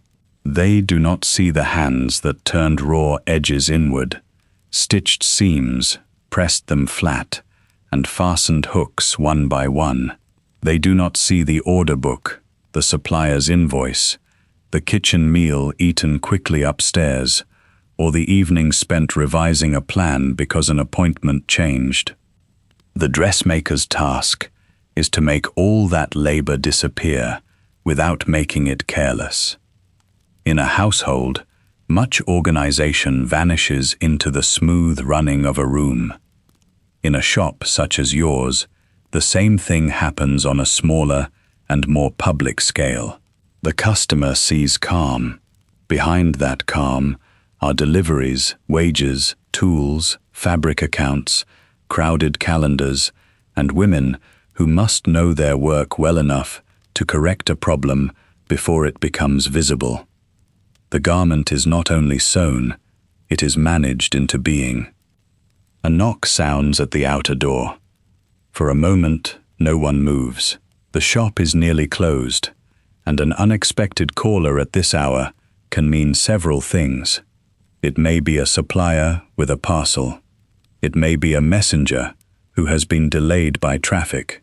It may be a client who has remembered, suddenly and urgently, that a gown is needed before an occasion she had neglected to mention. You cross the front room yourself and open the door only partway. A boy stands on the step with a folded note in his hand. His cap is damp from the evening air. He gives the name of a client who collected a walking dress earlier in the week. You take the note and offer him a small coin for the errand. He thanks you, turns, and disappears toward the brighter part of the street. The note is brief. The client is pleased with the fit. She asks whether you might have time, later in the month, to discuss a bodice for another skirt she already owns. You read it twice, not because the message is difficult, but because approval in writing has its own weight. A satisfied client is useful in ways that do not appear in an account book. She may return. She may mention your work to a sister, a neighbor, or a woman seated beside her at luncheon. She may send a maid with a card and a request for an appointment. She may do none of these things, of course. Yet the possibility matters. A dressmaking establishment grows by such quiet channels. Advertisements can bring strangers to a door. A fashionable window can persuade a passerby to look in. But a recommendation from one woman to another carries more force than a printed claim. It says that the hem was right, the gown arrived when promised, the fitting was conducted with tact, and the bill did not contain an unpleasant surprise. It says, above all, that the client could enter the shop without feeling foolish about what she wanted or what she could afford. You place the note beneath the paperweight on your desk. In the morning, you will write a reply, not too grateful, not too distant. You will say that you are pleased the dress has answered her purpose, and that you will be glad to see her at a convenient hour. Business language has its own stitching. Each sentence must hold firmly while showing no strain. The assistants begin to leave in stages. The youngest goes first, after checking that her work basket is complete. She has folded her apron and placed it over her arm. Her fingers are marked with tiny traces of chalk and thread, though she has washed them at the basin. She pauses at the door to wish you good night. Good night, you answer. Be here at the usual hour. She nods and steps out into the street. The others follow more slowly. One has a longer walk ahead. Another waits a moment for a companion from a neighboring shop. Their voices are quiet now, softened by tiredness.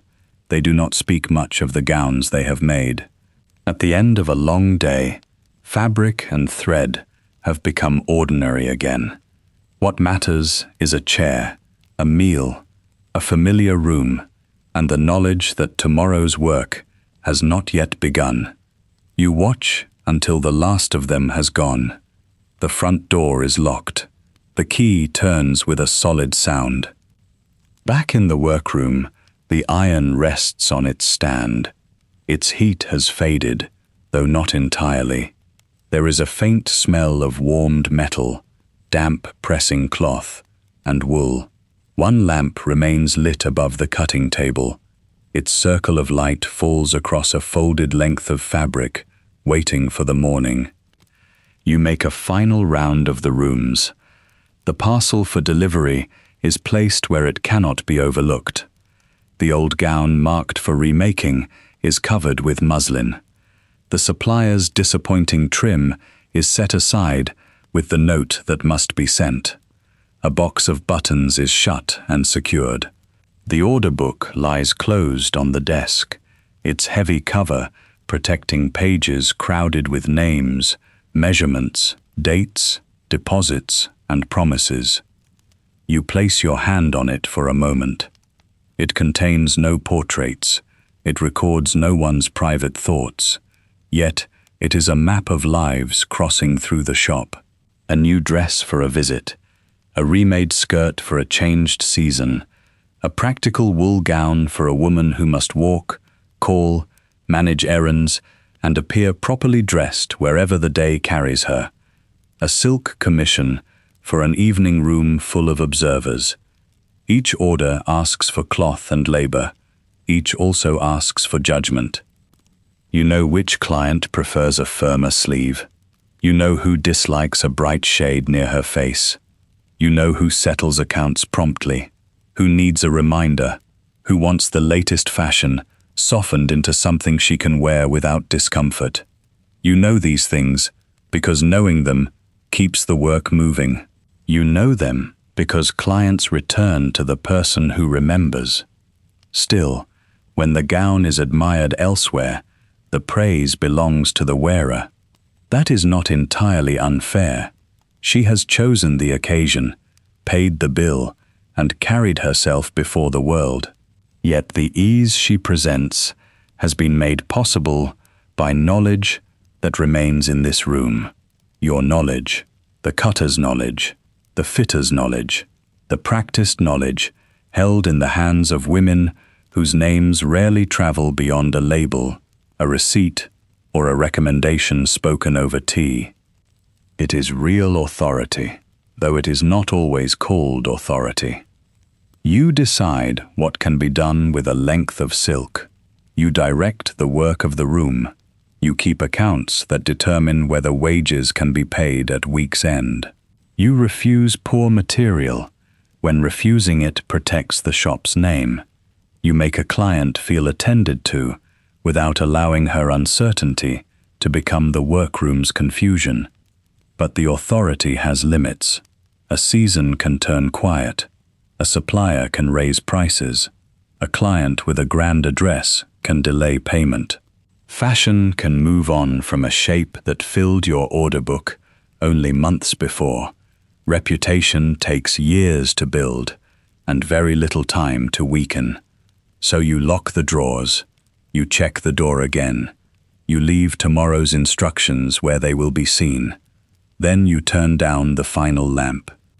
For a few seconds, the workroom is almost dark. The folded fabric on the cutting table holds the last pale trace of light from the street. Beyond the shutters, Wheels pass over the road, then fade into the larger sound of London settling through the evening. You close the door behind you. Inside, the tables wait. The wrapped gown waits. The order book waits beneath its paperweight. And in the locked, quiet room, tomorrow's dresses are already beginning. The door has closed behind you, but the day does not leave you at the threshold. You walk with your gloves in one hand and the key ring tucked safely into your pocket. The pavement is damp in patches where the street has been washed or where a light rain has passed through earlier. Shop windows still shine along the better-lit streets. A chemist keeps its lamps burning. A baker's last loaves sit behind glass. Farther on, the bright rooms of a restaurant show white cloths, moving sleeves, and the brief silver flash of a serving dish. London is not quiet, exactly. It is only quieter than it was an hour ago. The wheels of a hansom pass at the corner. A door shuts above a shop. Somewhere close by, a piano is being played behind curtains, the tune broken now and then by conversation. You do not stop to identify it. Your mind is occupied by other things. There is the blue wool walking dress that needs its hem checked before delivery. There is the remade gown, now reduced to separate panels and folded carefully in its paper, waiting for its new shape to be marked out in the morning. There is the urgent evening gown, sent away at last with every fastening tested twice. There is the modest order from the customer who came on foot, whose dress must be useful enough for the pavement, presentable enough for a call, and economical enough to justify every yard of cloth. There are bills in the drawer. There is a supplier's parcel that has not met the standard promised. There are wages to consider before the end of the week. There is an account requiring a tactful note, neither cold enough to offend nor vague enough to be ignored. The workroom remains with you because it has to. A dressmaking establishment is not closed simply because its shutters are fastened. A customer sees one moment of the process. She enters the front room, removes her gloves, turns before the mirror, and asks whether the sleeve sits properly. She may see a pale thread caught against dark fabric, a pin between your fingers, a strip of lace laid beside a bodice. Then she leaves. A few days later, perhaps, she receives a parcel. The gown appears finished, inevitable, almost as though it had arrived from the fabric, already knowing what it ought to become. But you carry the stages that came before it. You remember which assistant has the steadier hand with narrow trimming. You remember which seamstress can make a plain skirt hang cleanly, without puckering at the joining seams. You know who works quickly when a deadline presses, and who must be given enough time to avoid haste showing in the stitches. You know which tasks can be trusted to a newer worker, and which must stay with someone who understands the small adjustments that no written instruction can entirely contain. The finished dress does not reveal this arrangement. It does not show the work divided among several pairs of hands, then gathered back into one garment. It does not reveal the calculations behind the lining, the decision to reinforce an edge, the quiet correction made when a trim arrived too coarse or too dull in color. It does not reveal that a sleeve was altered after the first fitting, or that a skirt panel had to be recut because the grain of the fabric would not fall properly. The customer is meant to see only ease. That ease is often mistaken for decoration. It is not. It is management. A dressmaker of your standing sells fabric and labor, certainly. You sell knowledge of proportion too. You know that a skirt may appear too heavy if its trimming is placed too low. You know that a bright ribbon can make a serviceable wool dress seem more current, while too much ornament can make the same dress look anxious to impress. You know that a woman who asks for simplicity may not mean plainness. She may mean that she wishes to look composed. A customer who asks for the latest fashion may not wish to look conspicuous. She may only wish to avoid being recognized as behind the fashion. These distinctions are not written in the order book, though the order book helps you hold them in place.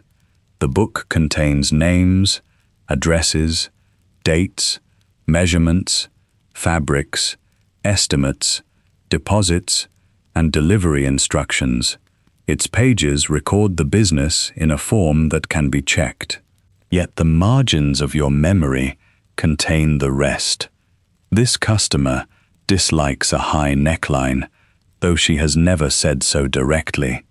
That one needs a garment that can be worn more than once without appearing unchanged.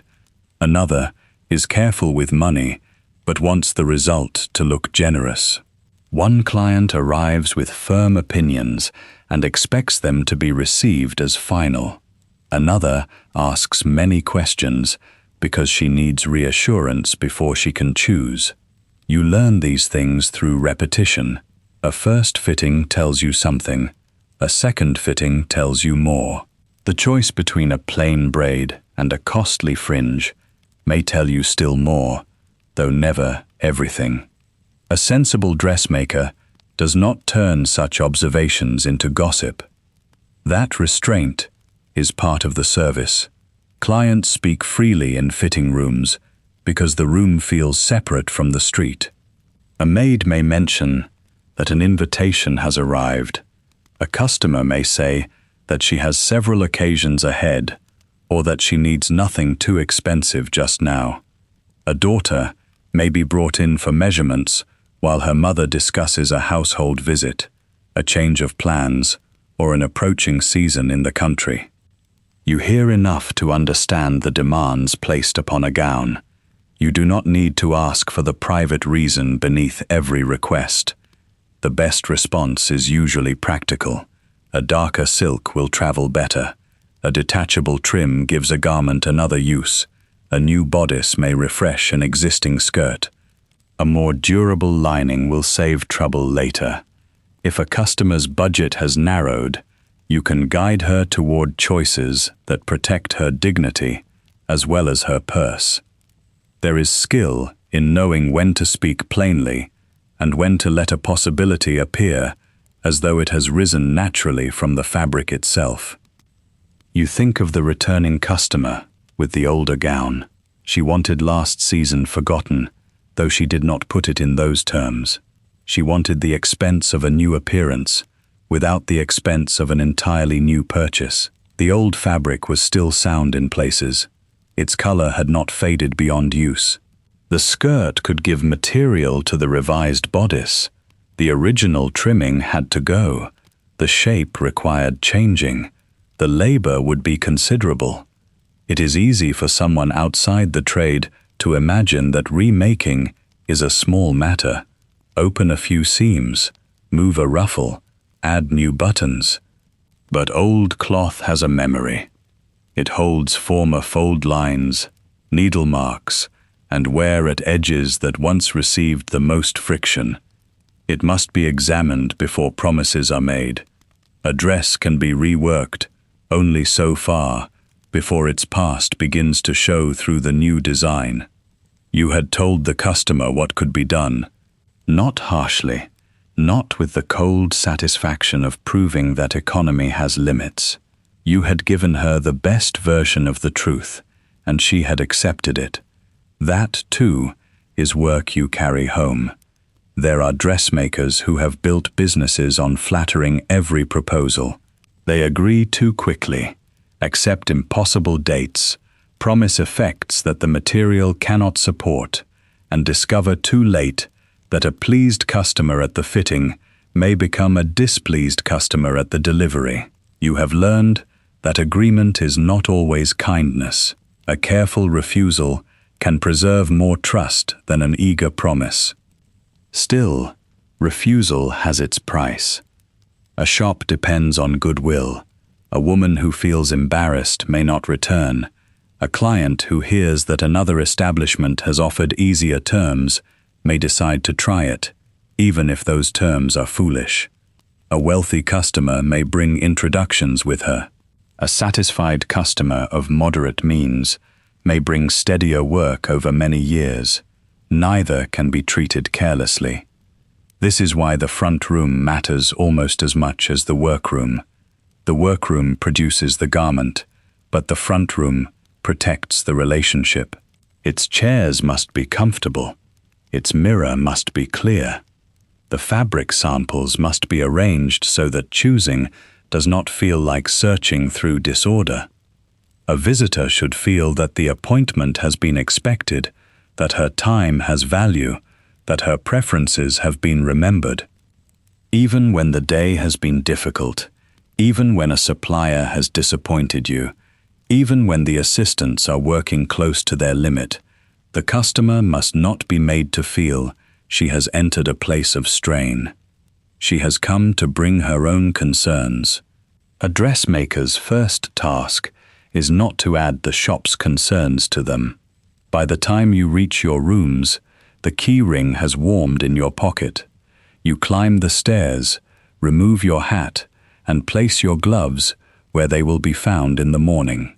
The ordinary actions of home ask little of you. A cup is set down.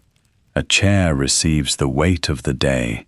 The sounds of the street arrive softened through the window. Yet the order book is still present in your thoughts. Numbers have a way of continuing after the figures are no longer before your eyes.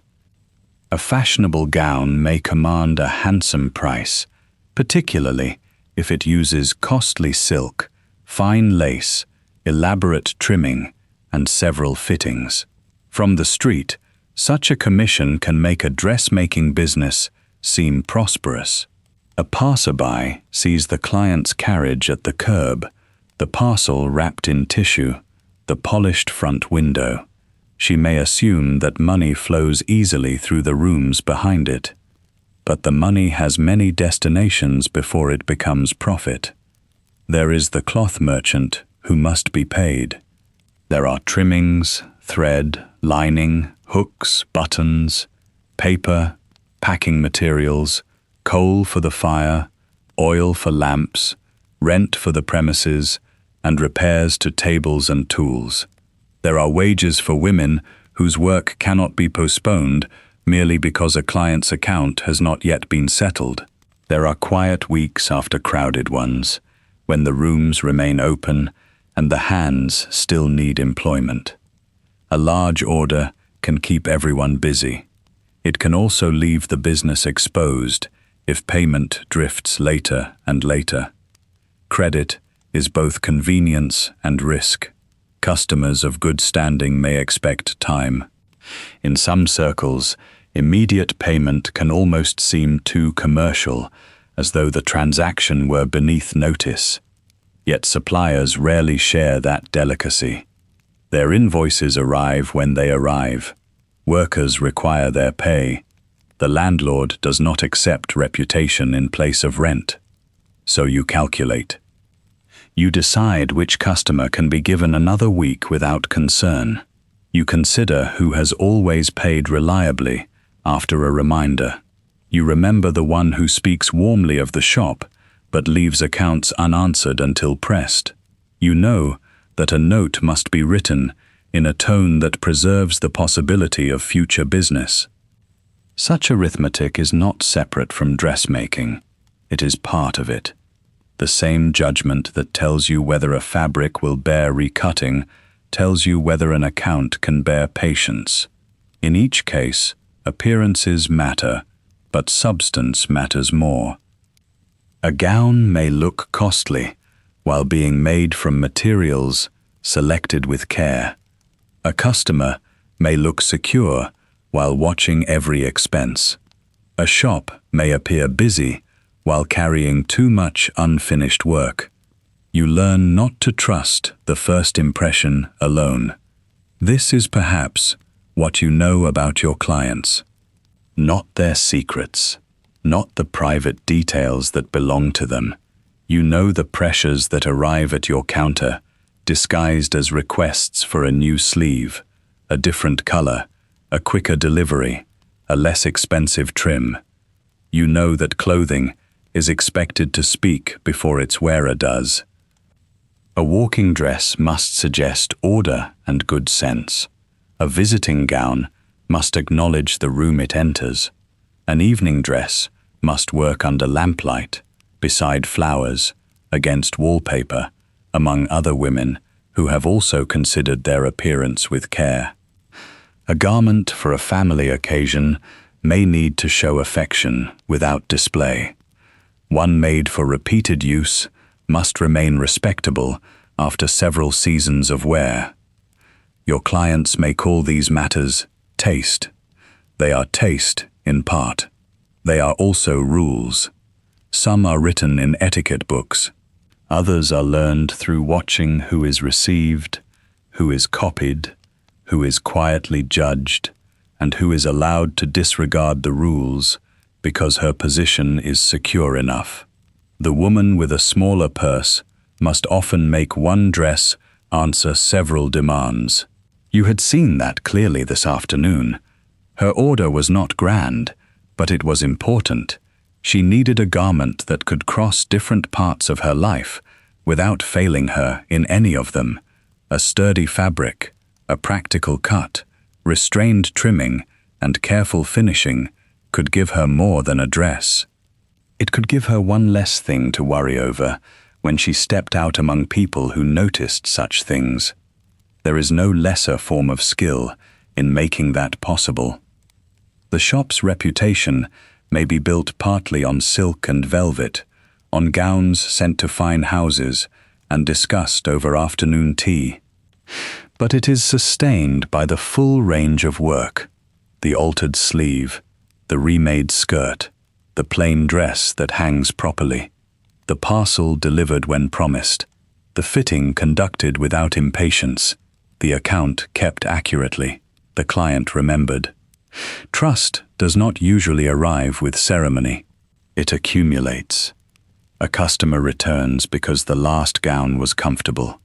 She returns because its hem did not twist after a few wearings. She returns because you understood what she meant when she said she wanted something suitable. She returns because she was not made to feel foolish for asking questions. She returns because her maid was received politely, because a delivery was not misplaced, because a small correction was made without argument. The public reward belongs elsewhere. At an evening gathering, people may admire the wearer. They may notice the shade of her silk, the line of her sleeves, the way the skirt moves when she crosses a room. They may say that she looks well. They may say that she has excellent taste. They are unlikely to think of the cutter who placed the pieces over the cloth. They will not see the assistant who pressed each seam. They will not know how many times the bodice was adjusted before it sat smoothly. They will not know that you altered the original plan because the trim had disappointed, or that you saved a customer from wasting money on a fashion that would not serve her. That absence of credit is built into the trade. The dress is associated with the woman who wears it, and then with the fashionable world that approves it. The making is meant to disappear. A successful gown conceals the labor that gave it shape. Yet you know what it required. You know the tired concentration of the workroom near the end of a long day. You know the difference between a seam that is merely closed and one that is properly finished.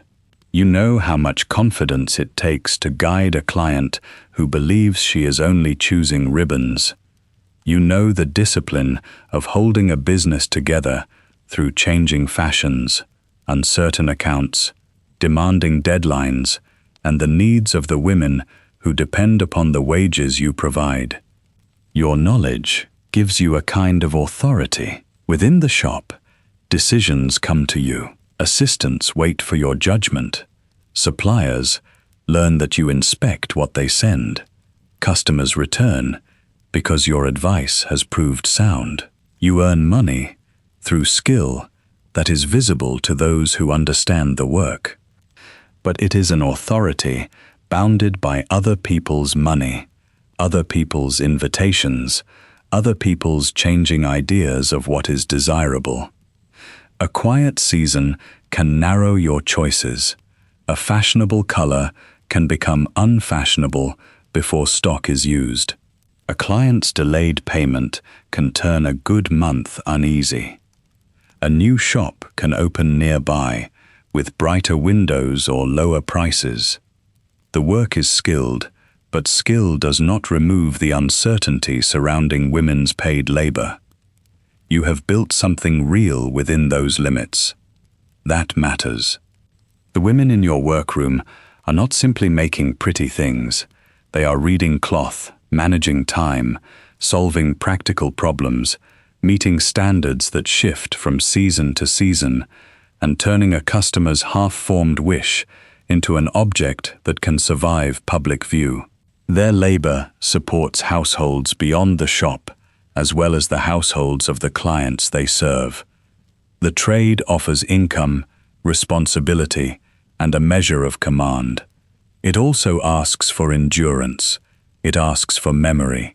It asks for tact that can never quite be entered in a ledger. It asks you to make certainty from incomplete instructions and to make beauty appear effortless after a great deal of effort. Outside your window, the street has grown calmer. You can picture the workroom as you left it. The chairs are pushed in. The scissors lie where they belong. The pressing cloth is folded. The day's scraps have been swept away, though a few short threads may still cling to the boards beneath the cutting table. In the drawer, the order book rests under its paperweight. Tomorrow's notes wait beside it.